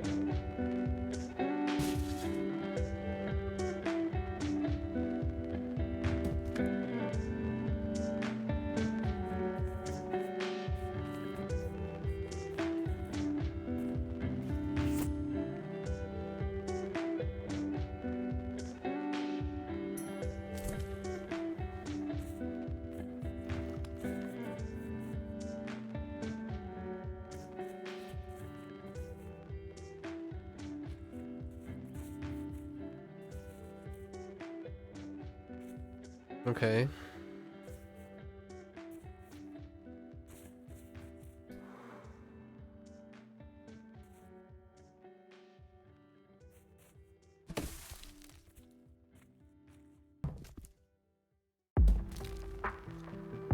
Oh, I can form a raft down here, probably.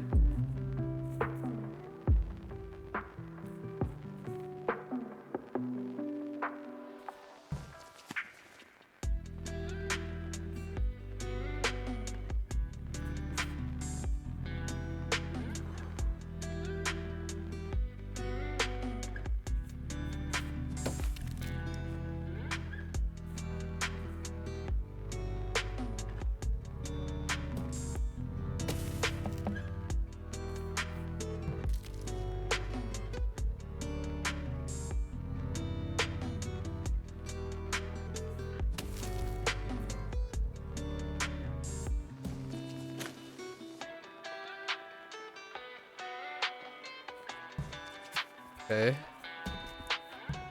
Right, we did this before. Oh. Oh. I see.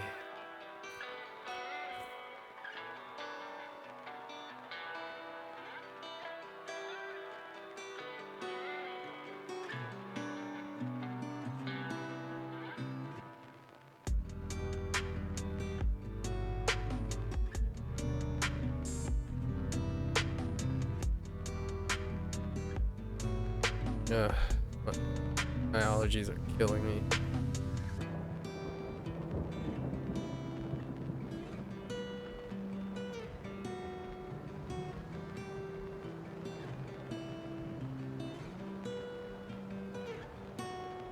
So I need something to push off.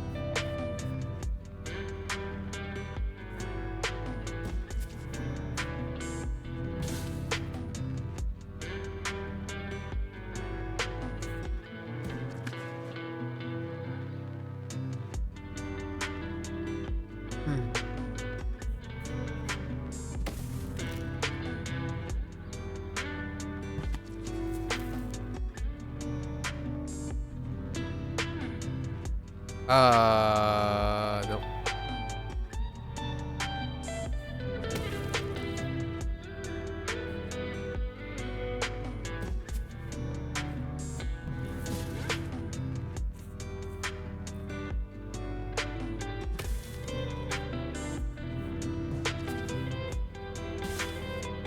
Hmm.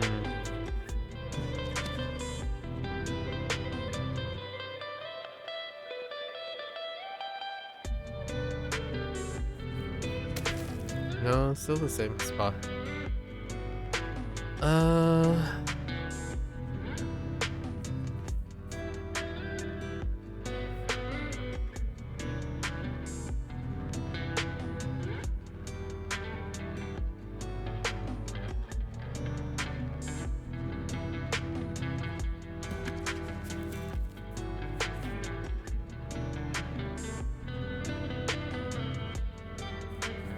I don't understand.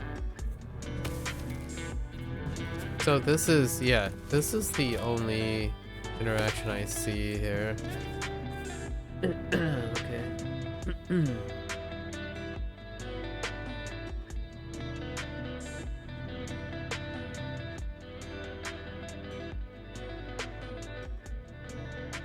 Oh, wait.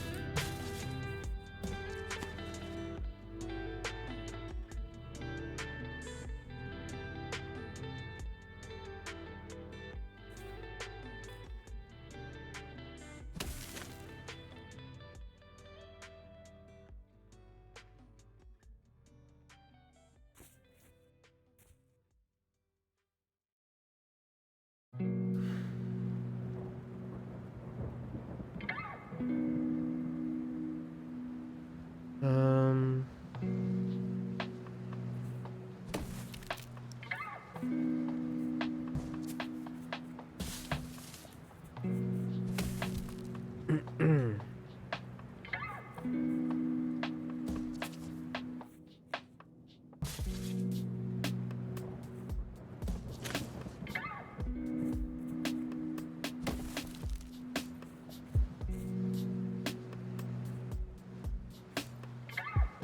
Oh, wait.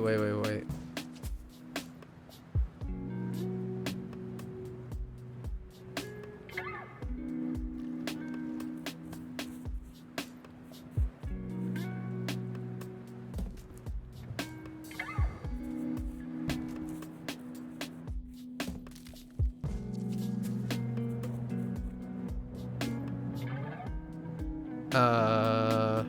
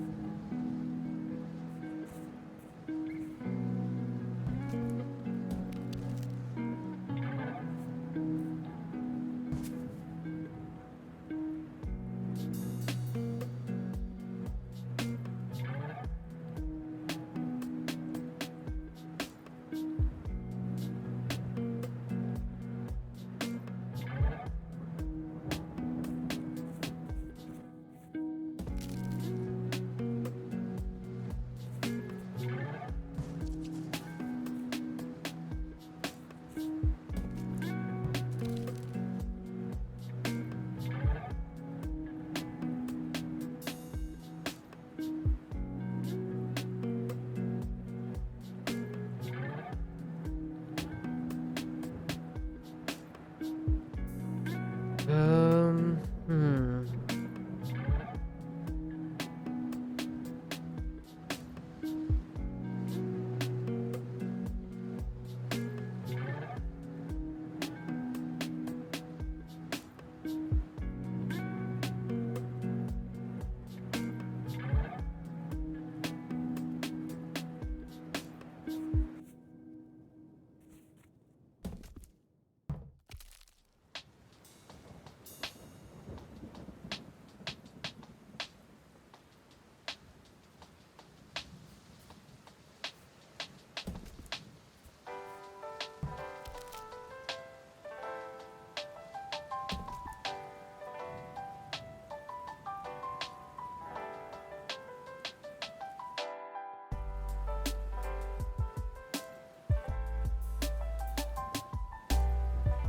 Uh...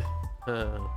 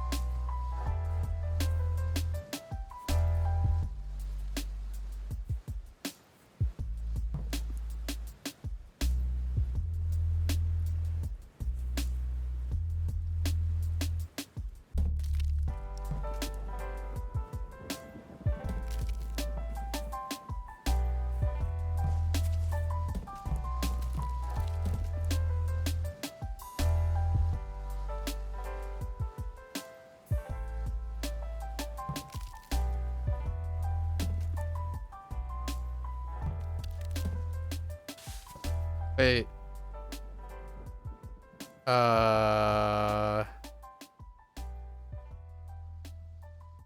What?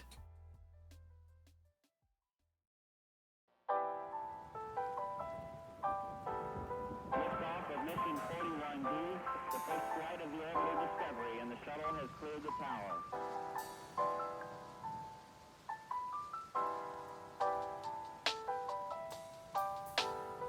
Every core computers now have primary control of critical vehicle functions.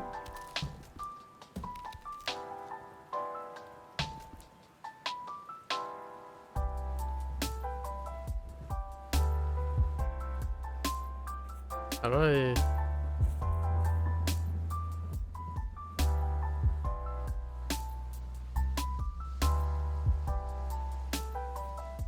I don't understand.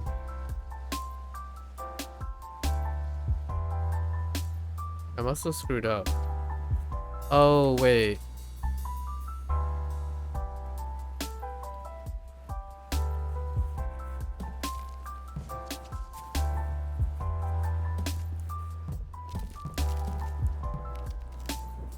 Got it. Yay! Friend number 2. Alright, alright, alright. Alright. Okay. Those 2 islands.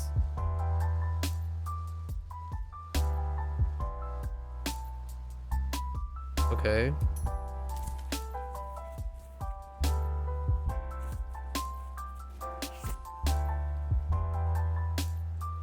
I don't even know how to get on that island. Is it up here?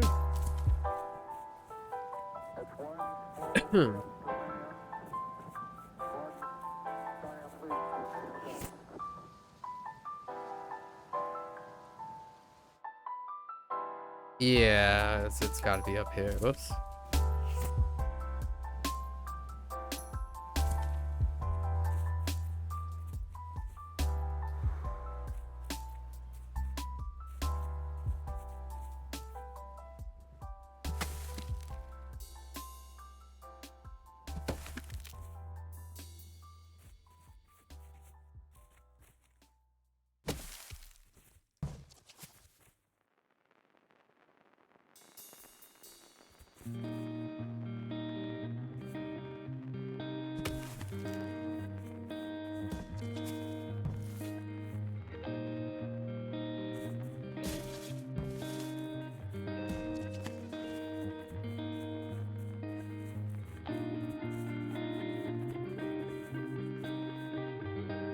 It's gotta be this one, right? We gotta start up here.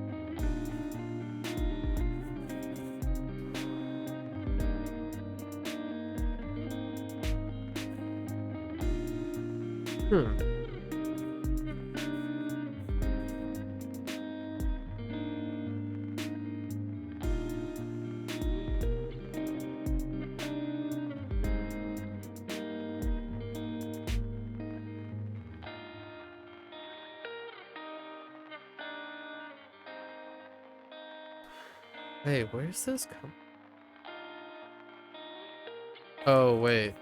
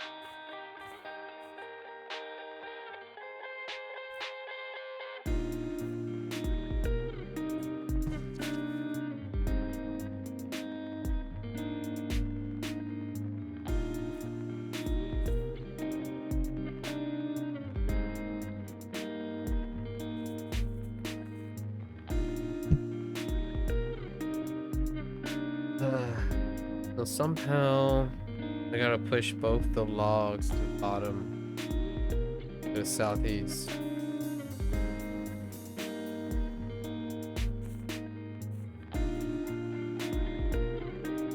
Maybe I don't.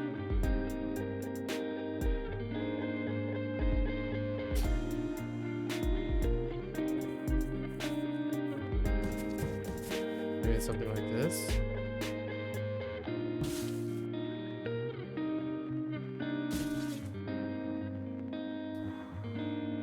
Oh, wait.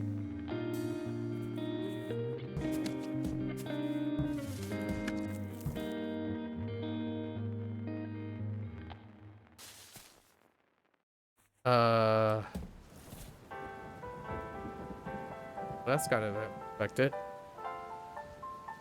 I was thinking it was that little, like, open island.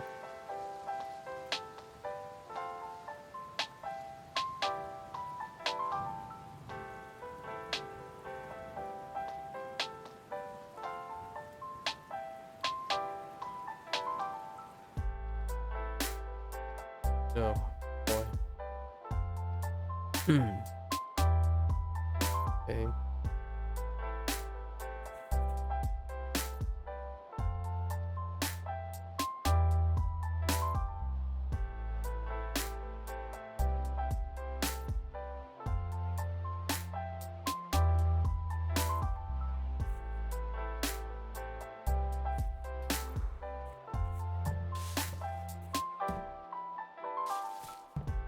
Where does this take me? Oh! Wow! Hey! Cat friend! Whoa. I wasn't expecting that. What the heck? Alright. That works. I'll take it. I didn't even know what I was doing there.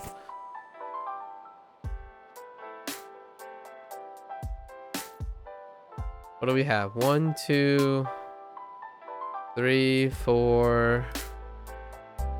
Oh, there are so many friends. Okay. Slowly but surely. There are so many friends. Okay. Let's go over here. Say what? Only one direction.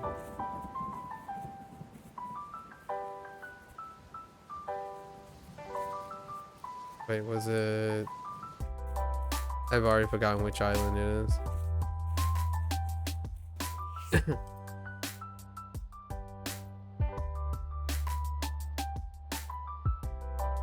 Okay.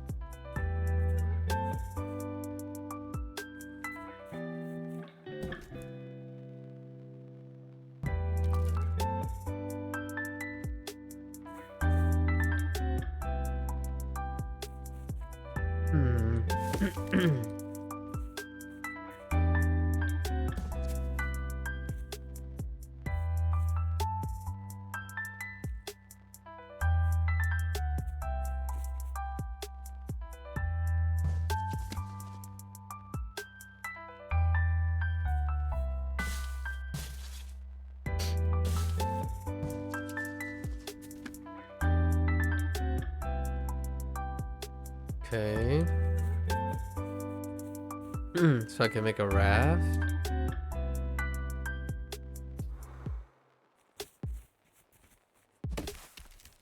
Nice.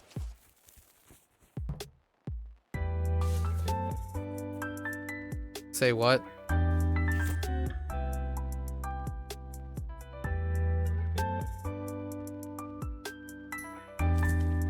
Uh...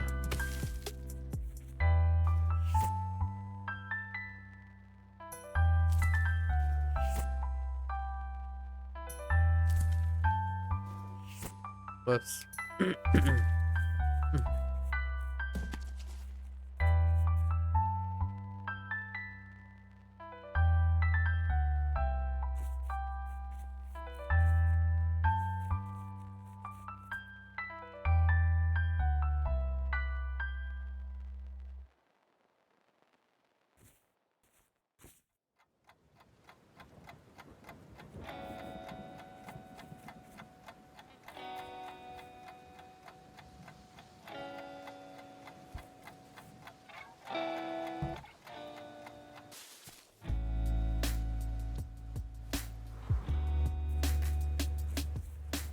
No. This is fine.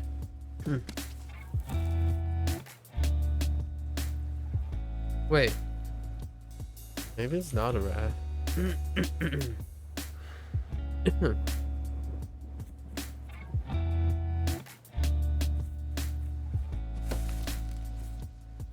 No, it's supposed to be a rat. Okay.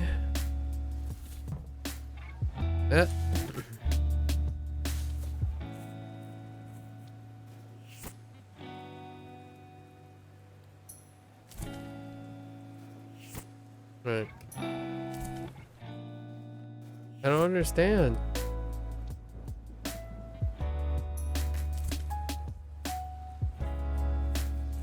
Oh. Maybe this just leads...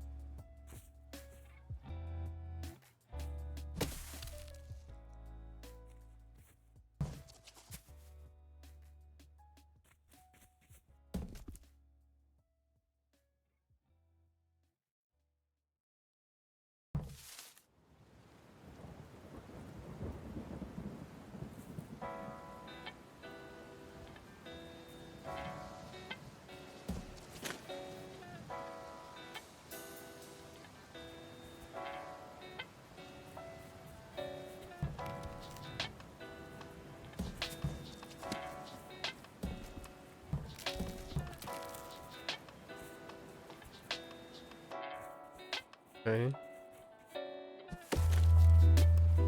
I haven't explored this place. Oh, there's a snow buddy. Okay.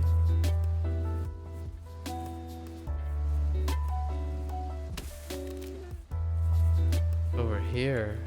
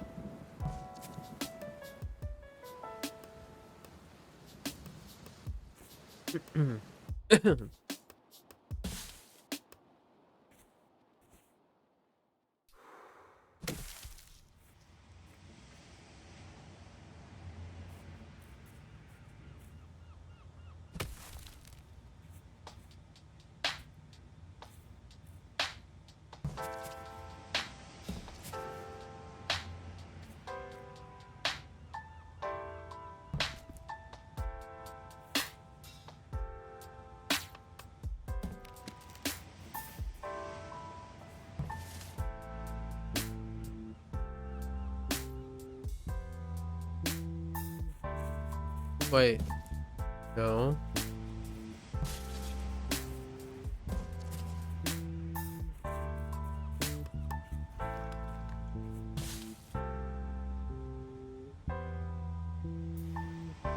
Oh, okay.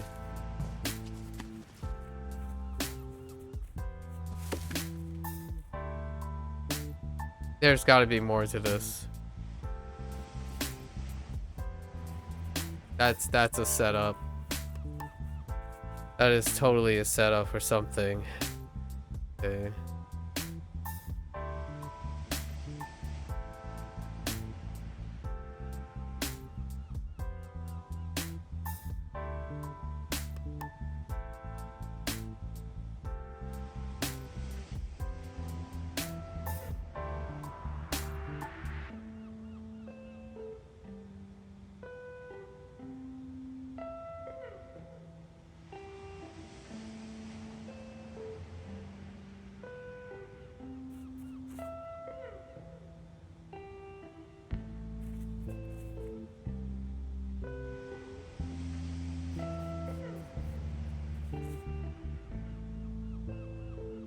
Don't understand.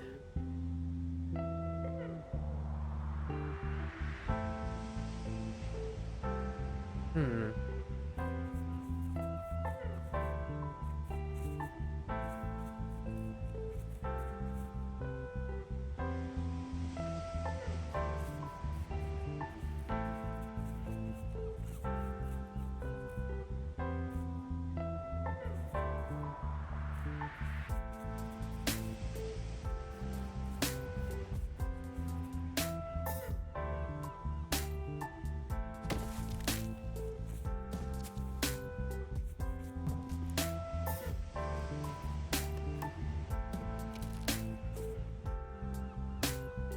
Oh, I understand.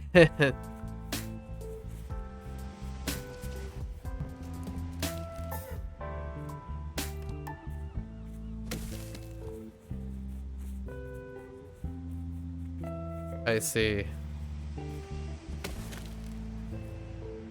Uh.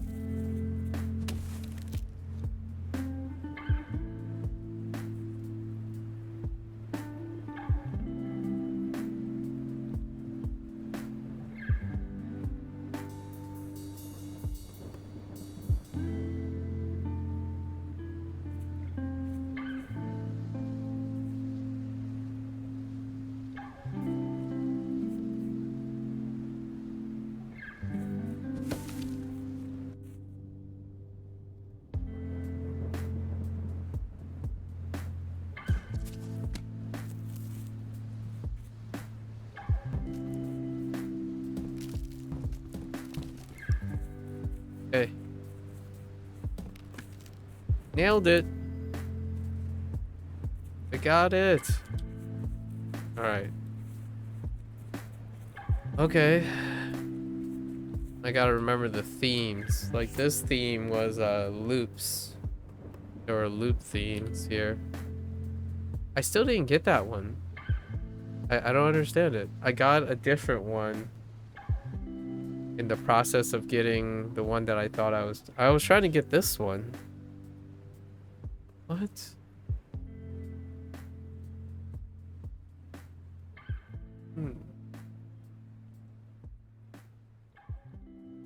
Maybe I need to raft across from here.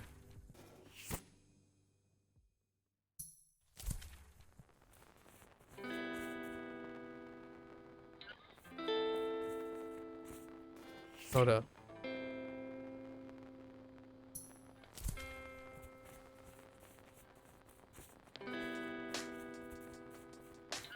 I feel like there's probably a rafting point here or something.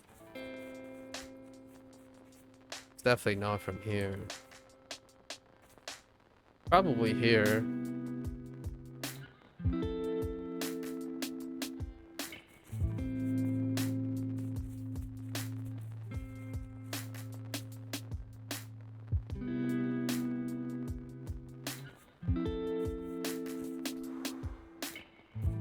Probably like this.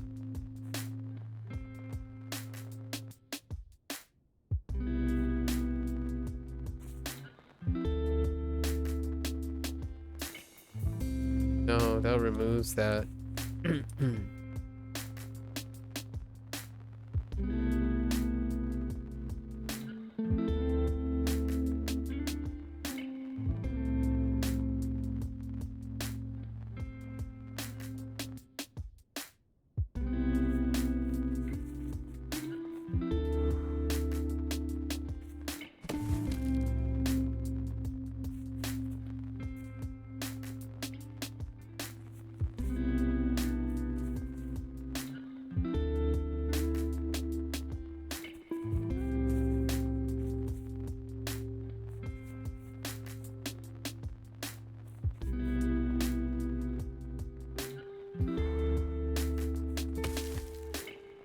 No. That doesn't help.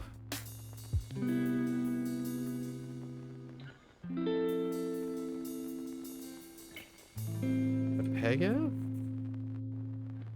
No. I don't think this involves that, right? I think we're good. I don't understand this corner one. Okay.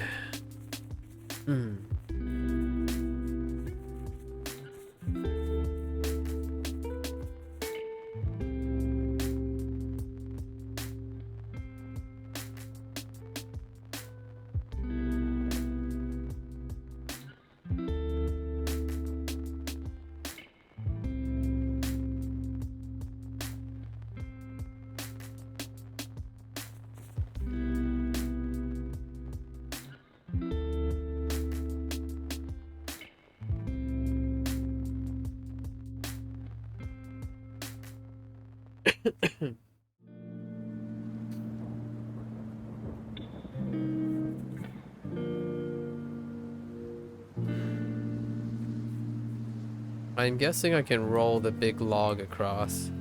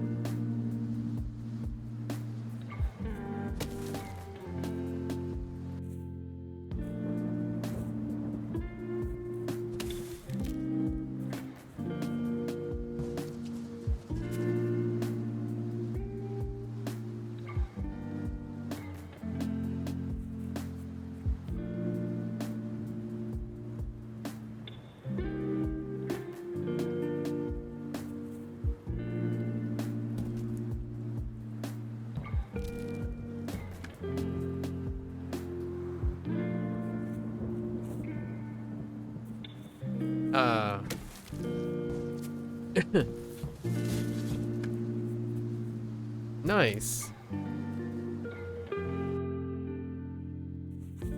Magnet, buddy.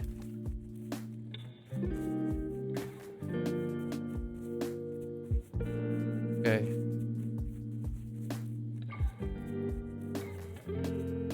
Progress is being made. Okay. Actually, let's take a tally of how many peeps are missing. 1, 2, 3, 4, 5, 6, 7, 8, 9, 10, 11, 12, 13, 14, 15. There's so many. Oh my gosh, dude. This is gonna take a while. I think I see at least 20. So what? We're gonna attempt to do the hit system's good. In the next sessions, attempt to do like 10 of them. Upwards of 10, maybe. Let's try this one. I think we only did 6 or so today. So let's try to get like another 4. I'm really under the weather right now. Well, allergy wise. Okay. The 2 ones aren't too bad. Starting to like get in the groove of it.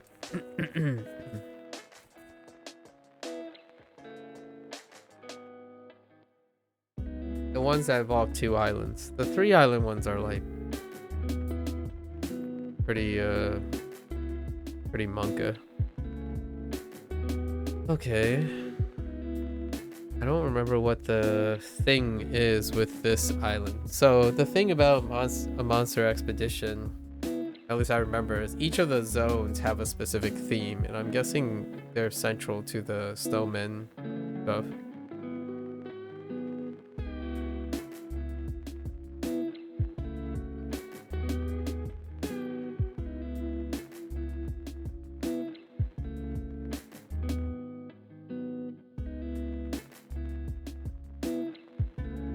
Damn, my nose is so stuffy right now. Okay. I didn't even complete this island.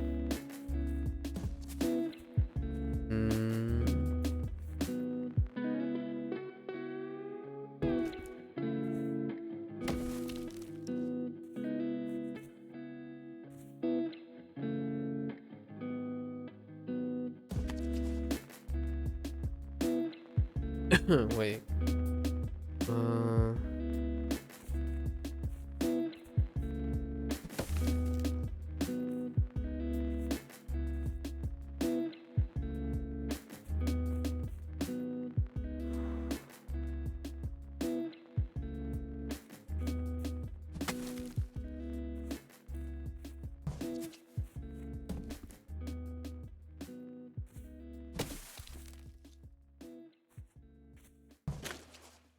Okay. I mean, that's still...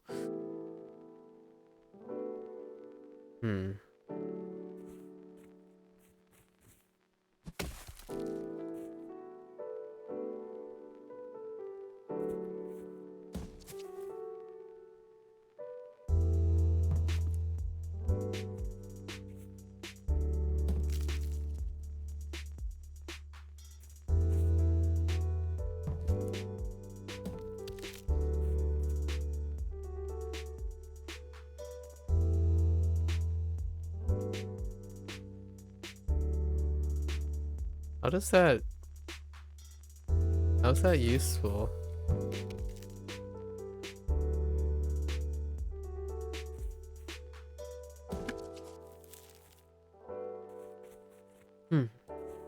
No.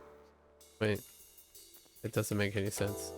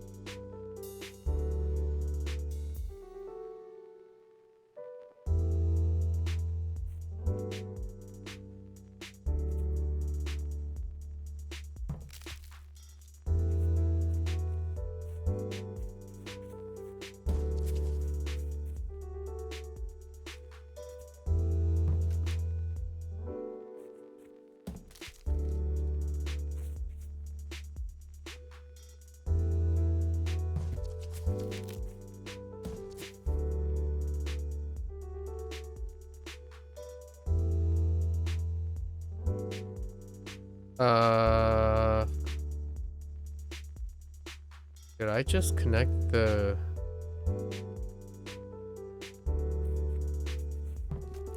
Wait.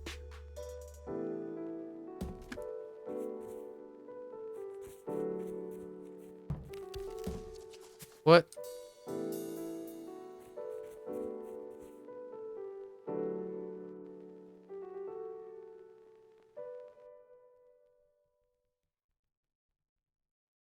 Hold on. It saved me the log here.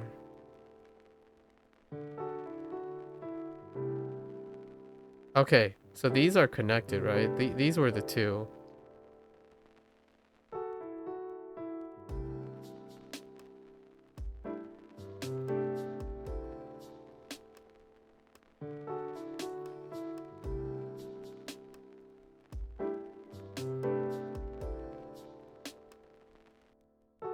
No, I don't know.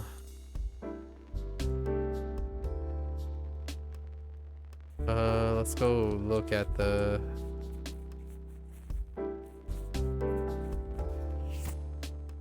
It's those two, right? These two.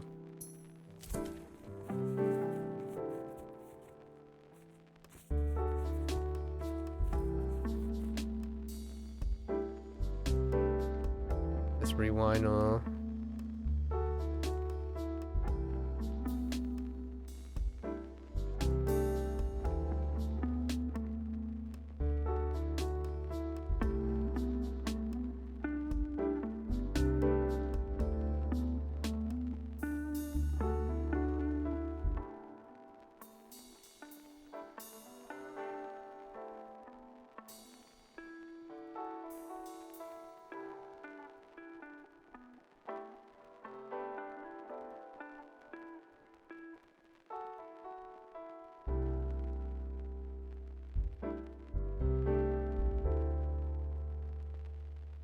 Hmm.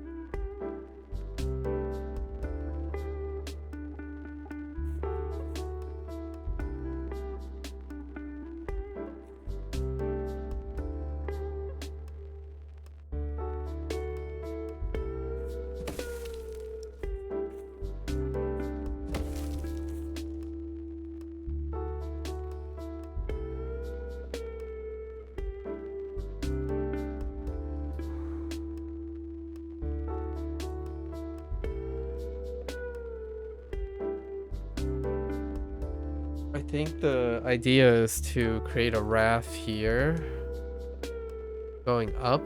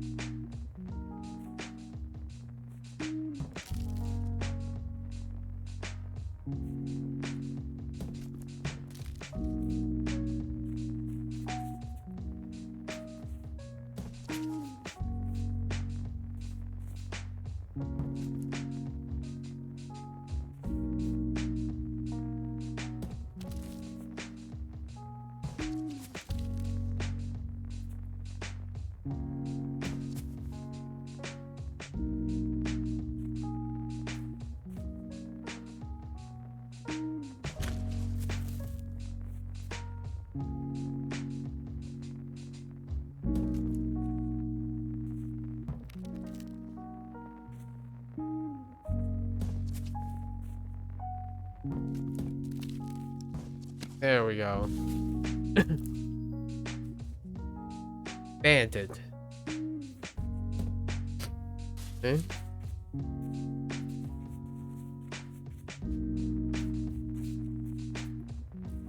Alright. What do we got? Oh no. Is that a four spike thing?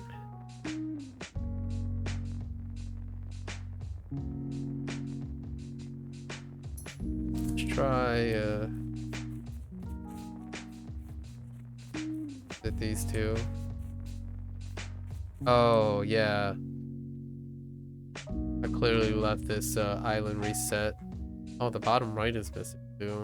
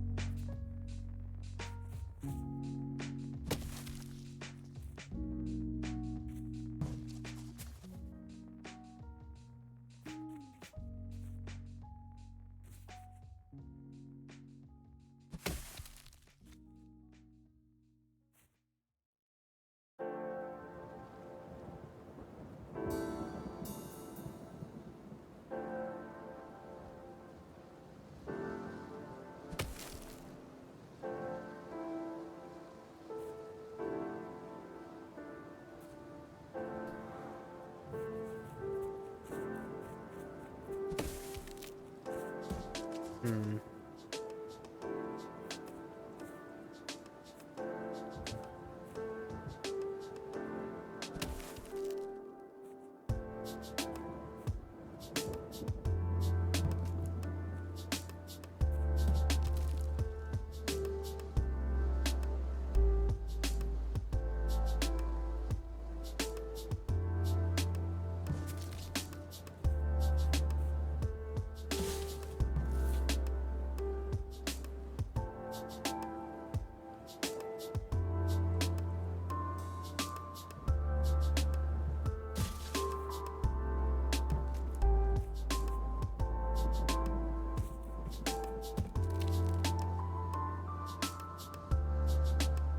Hmm.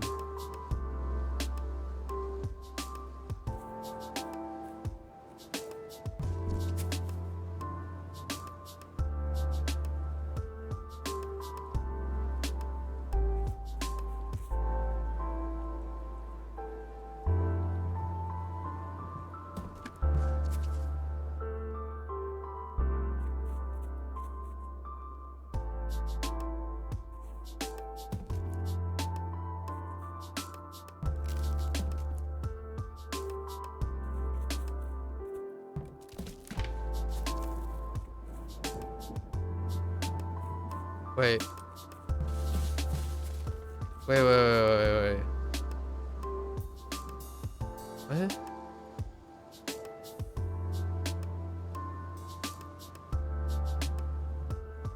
Oh, wait.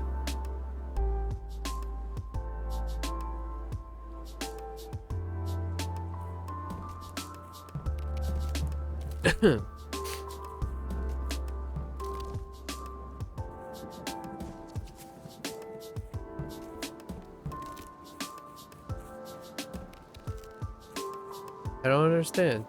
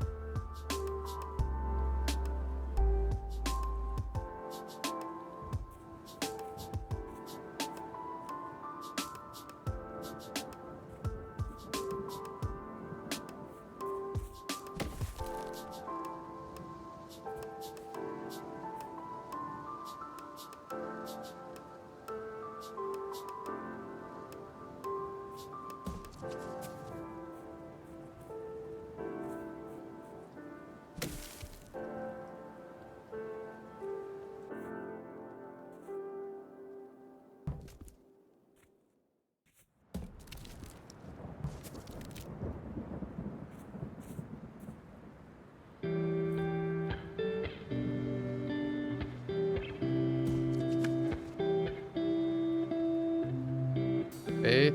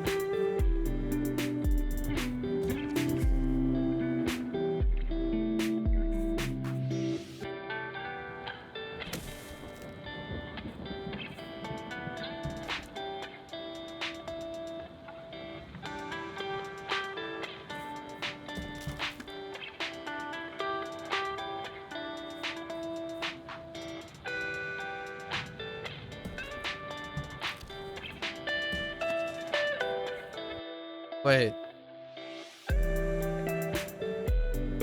That doesn't work.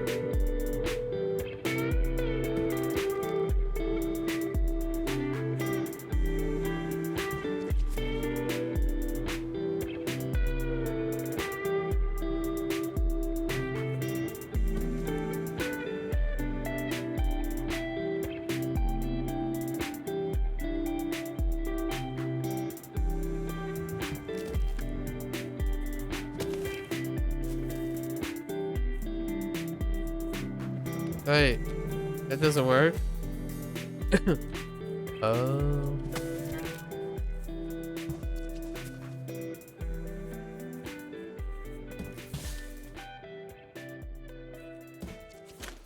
Okay. Huzzah! That led to nothing.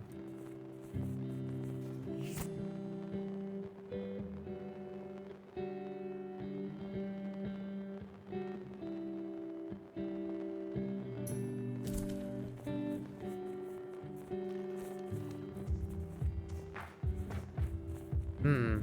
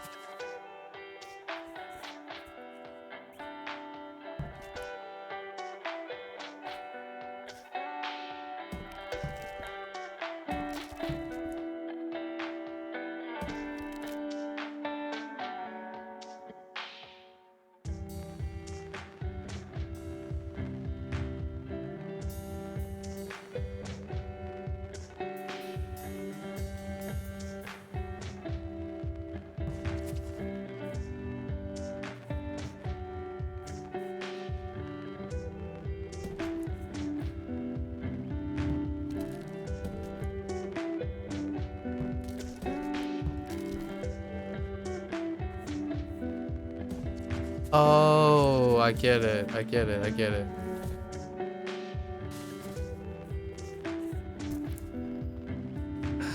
Brendo. Okay. All right. All right.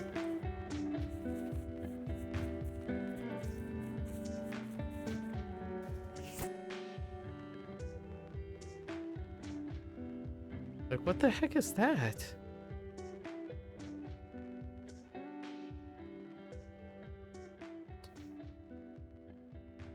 All right. This will be the last one. I have to know what this 4-prong thing is. This sounds toxic as heck.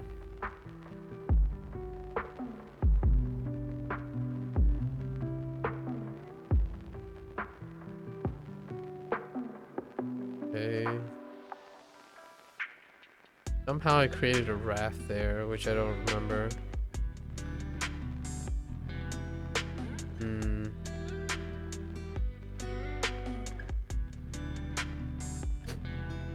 I guess we just reset, right?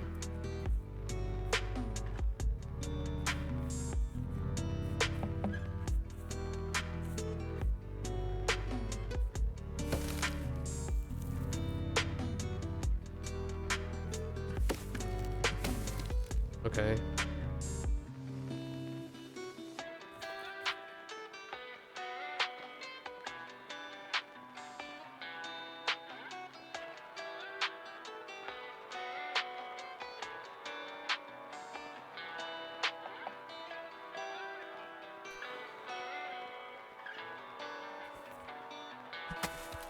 I remember doing this.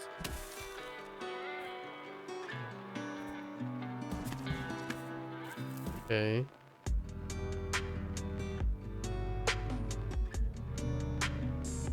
Oh no, this takes us all the way to the... oh wait, I can't interrupt this. Oh no. Actually, it doesn't take me where I think. Oh. Okay. That's not what I'm looking for.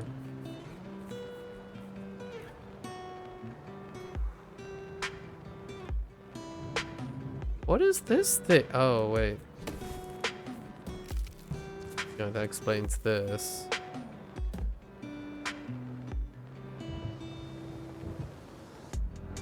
Where is this going? It's going to the... Oh, man. Say what? Okay. Start up here.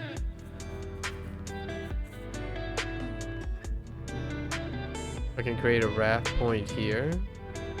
There's no way I can create a raft point here.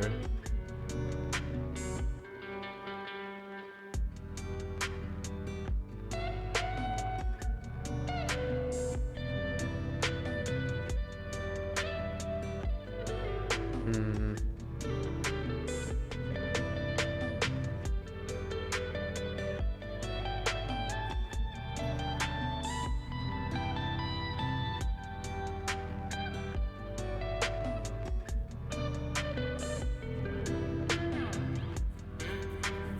I have no idea.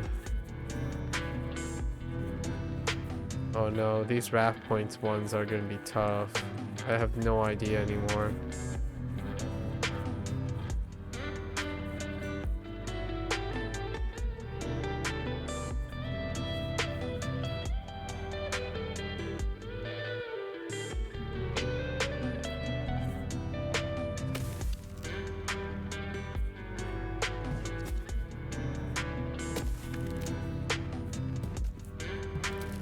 Right?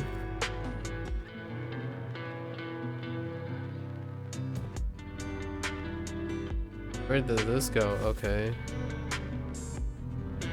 Door.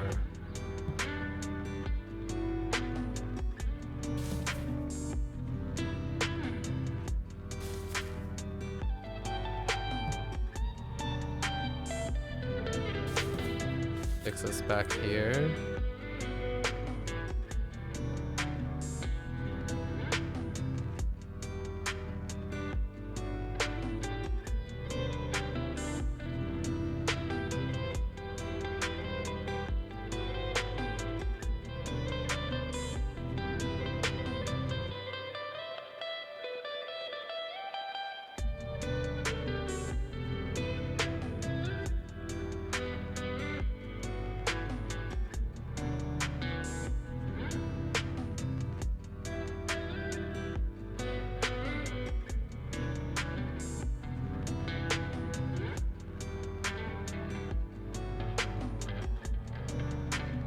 Hmm.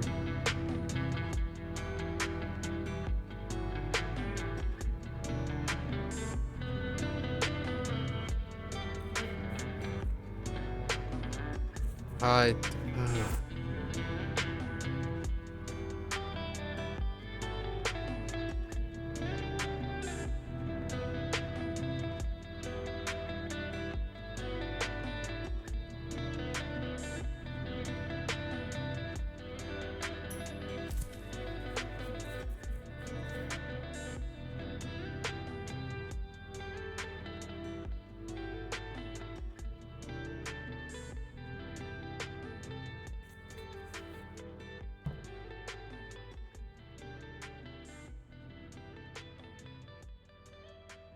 Yeah, I don't understand. Oops. I don't know what this is pointing to. Uh,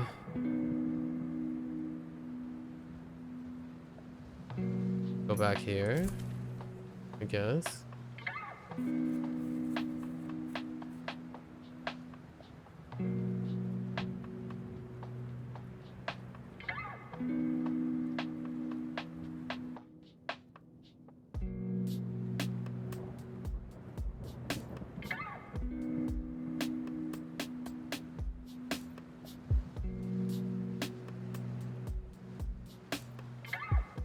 Nope, no clue.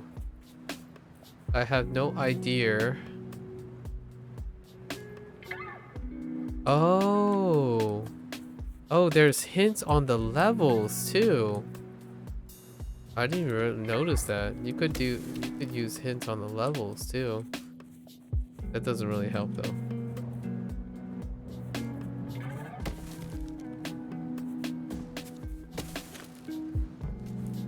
Like, cause I already did this.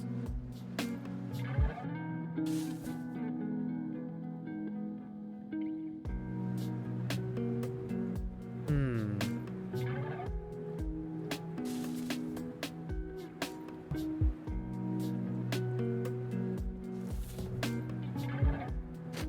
Interesting.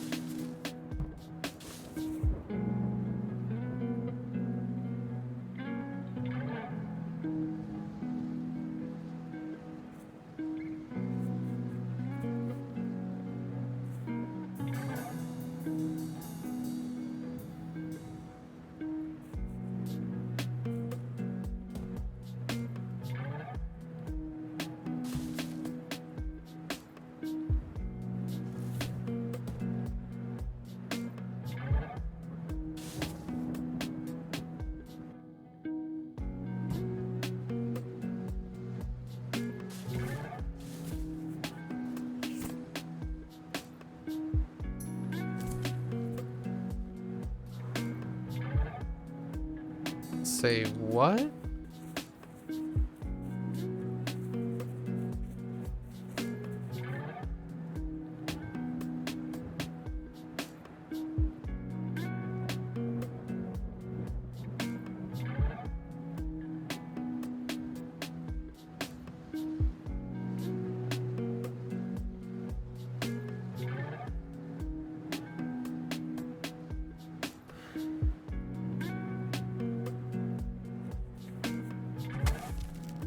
Wait, I already did this, didn't I? Yeah, doesn't this lead to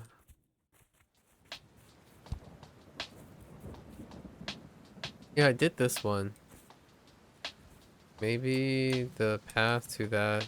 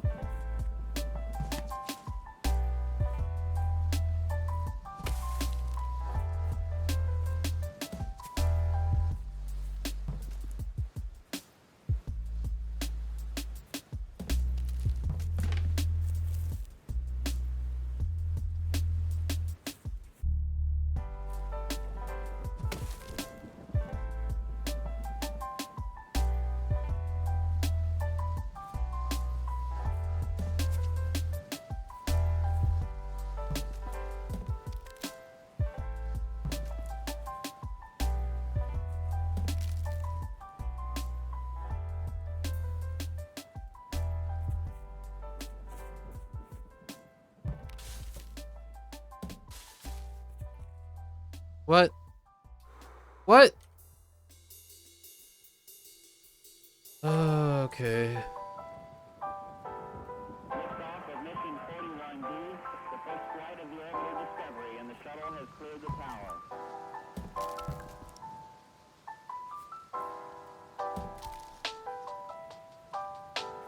Discovery's core computers now have primary control of critical vehicle functions.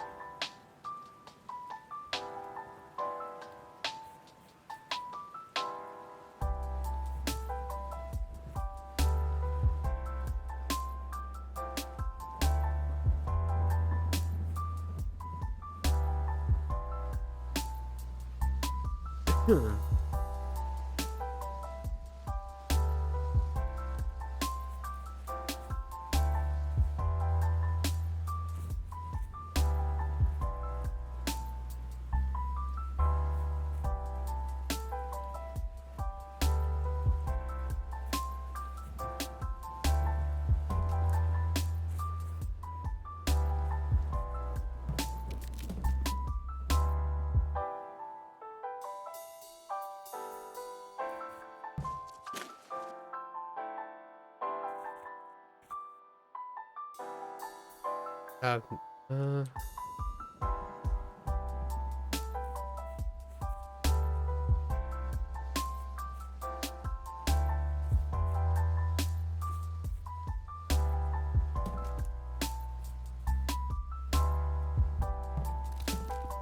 oh, got it.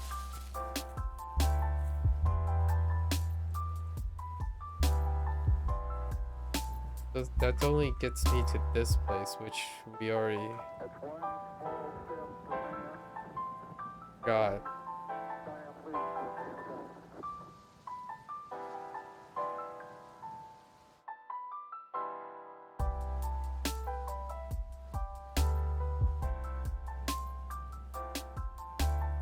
Okay.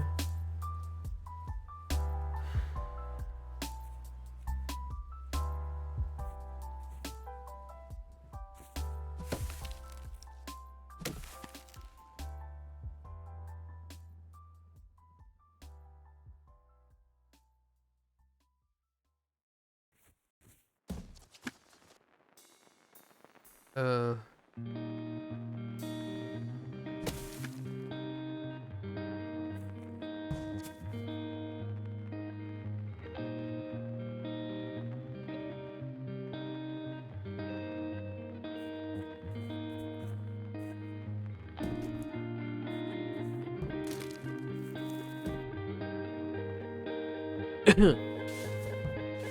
I have 2 rafts.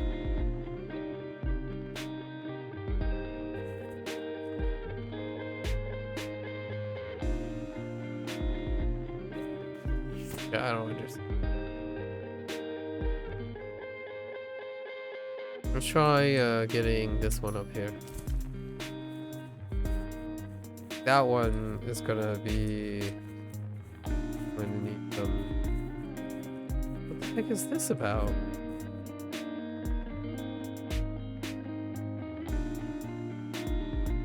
Why does this have just random trees?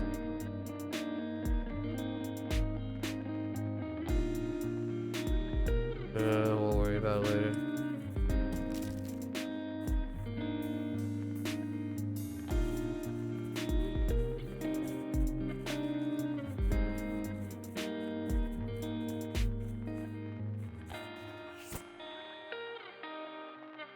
Okay.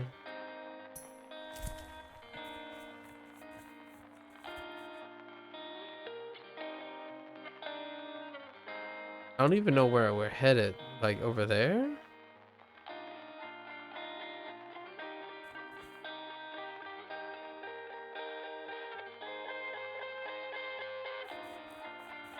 What?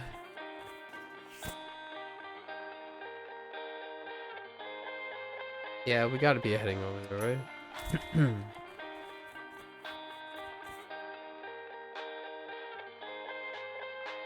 Hmm. Oh, I'm forming a raft right there. That's what I was trying to do.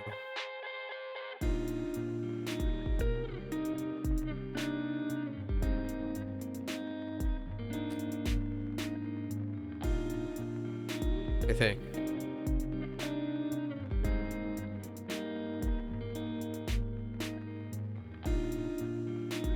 Maybe not.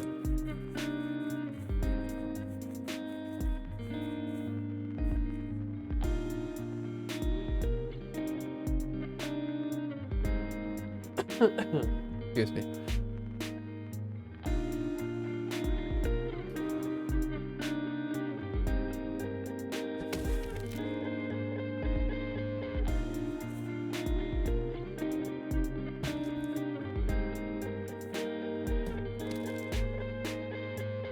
Right.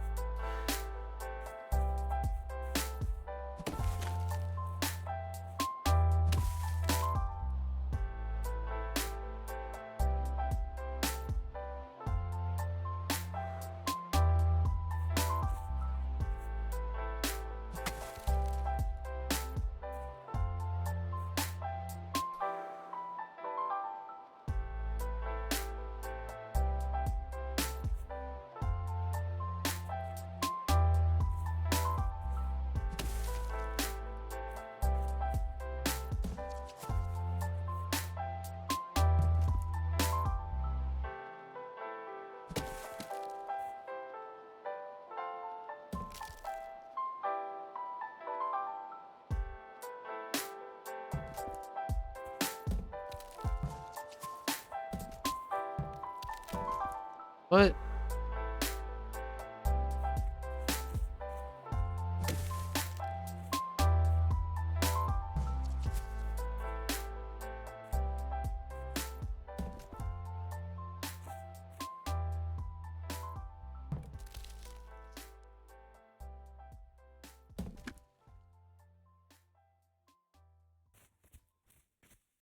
Oh.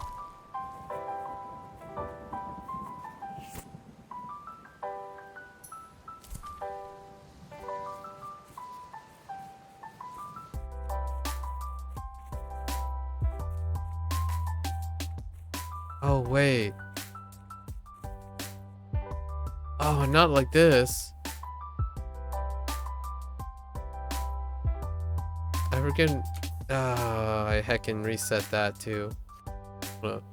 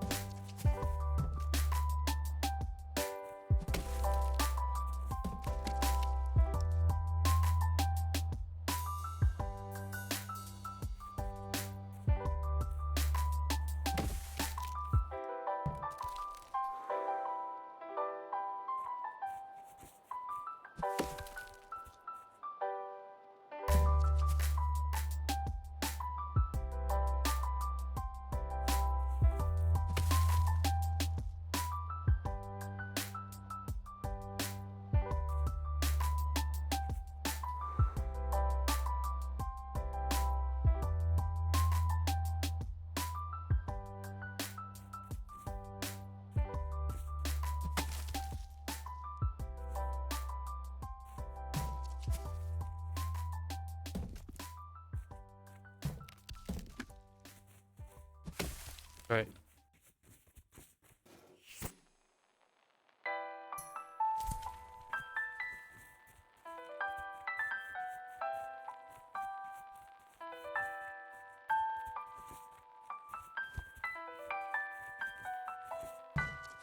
There we go.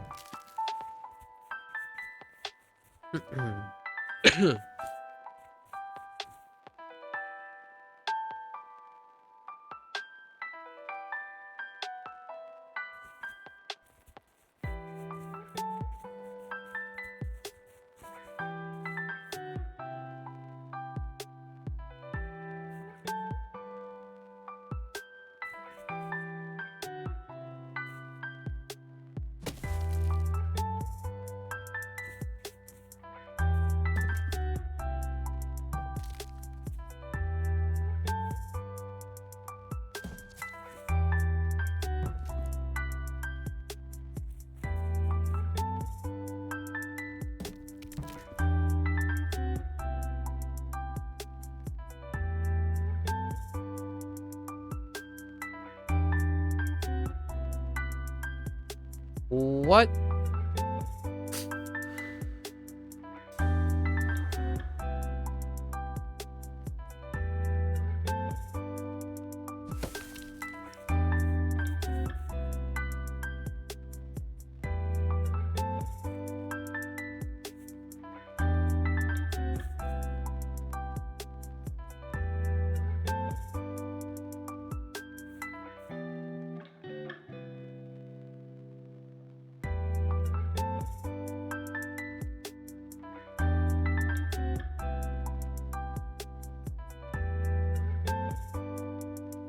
Okay.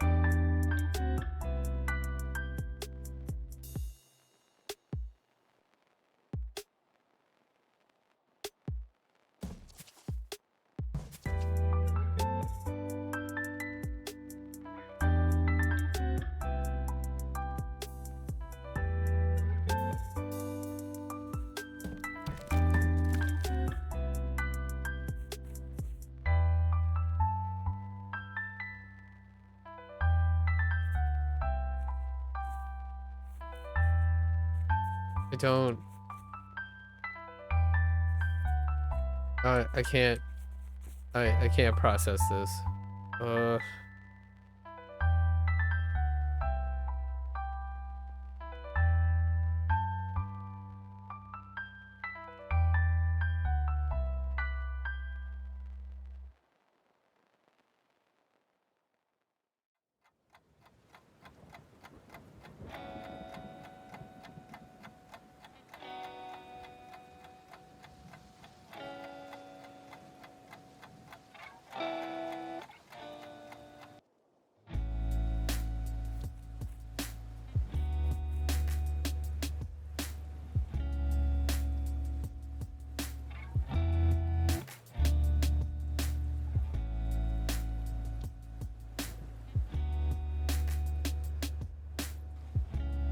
I don't understand this. I think my brain's about to explode. We're gonna have to do something else. This zone is kicking my butt. I really, I'm so lost.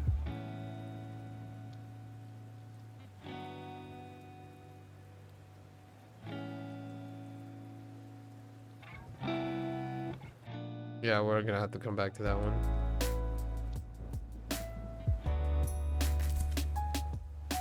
Maybe this is an easy one.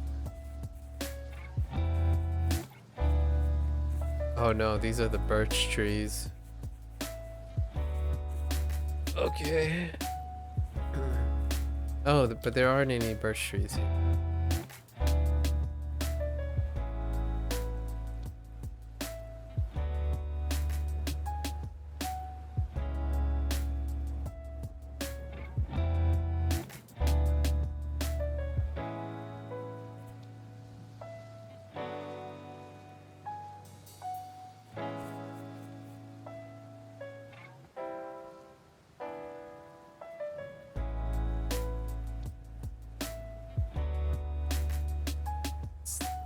don't see how this is helpful.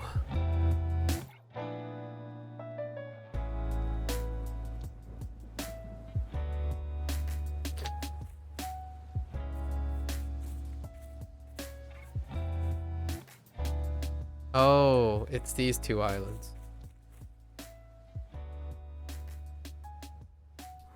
Yeah, it's a birch tree thing.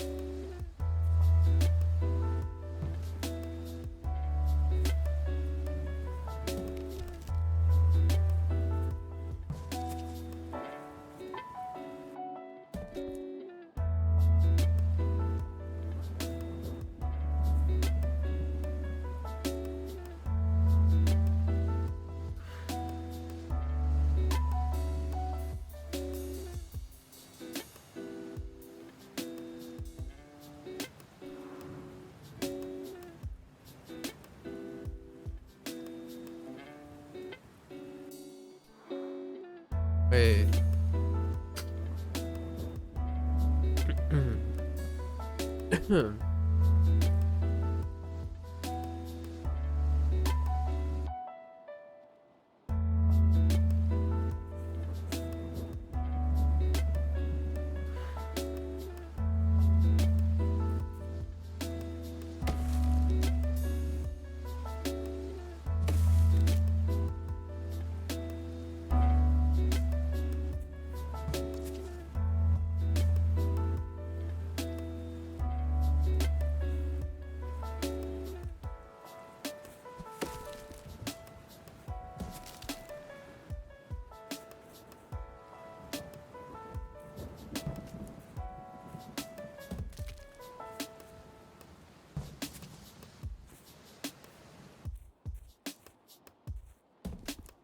Okay.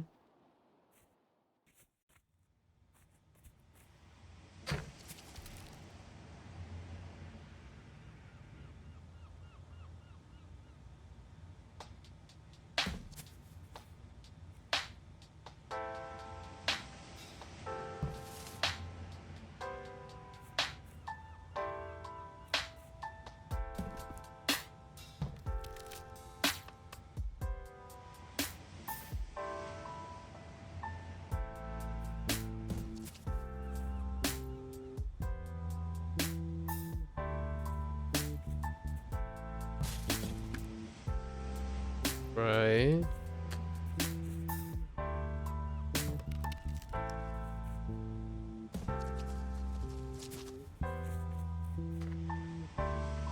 Now I can reset with this guy here.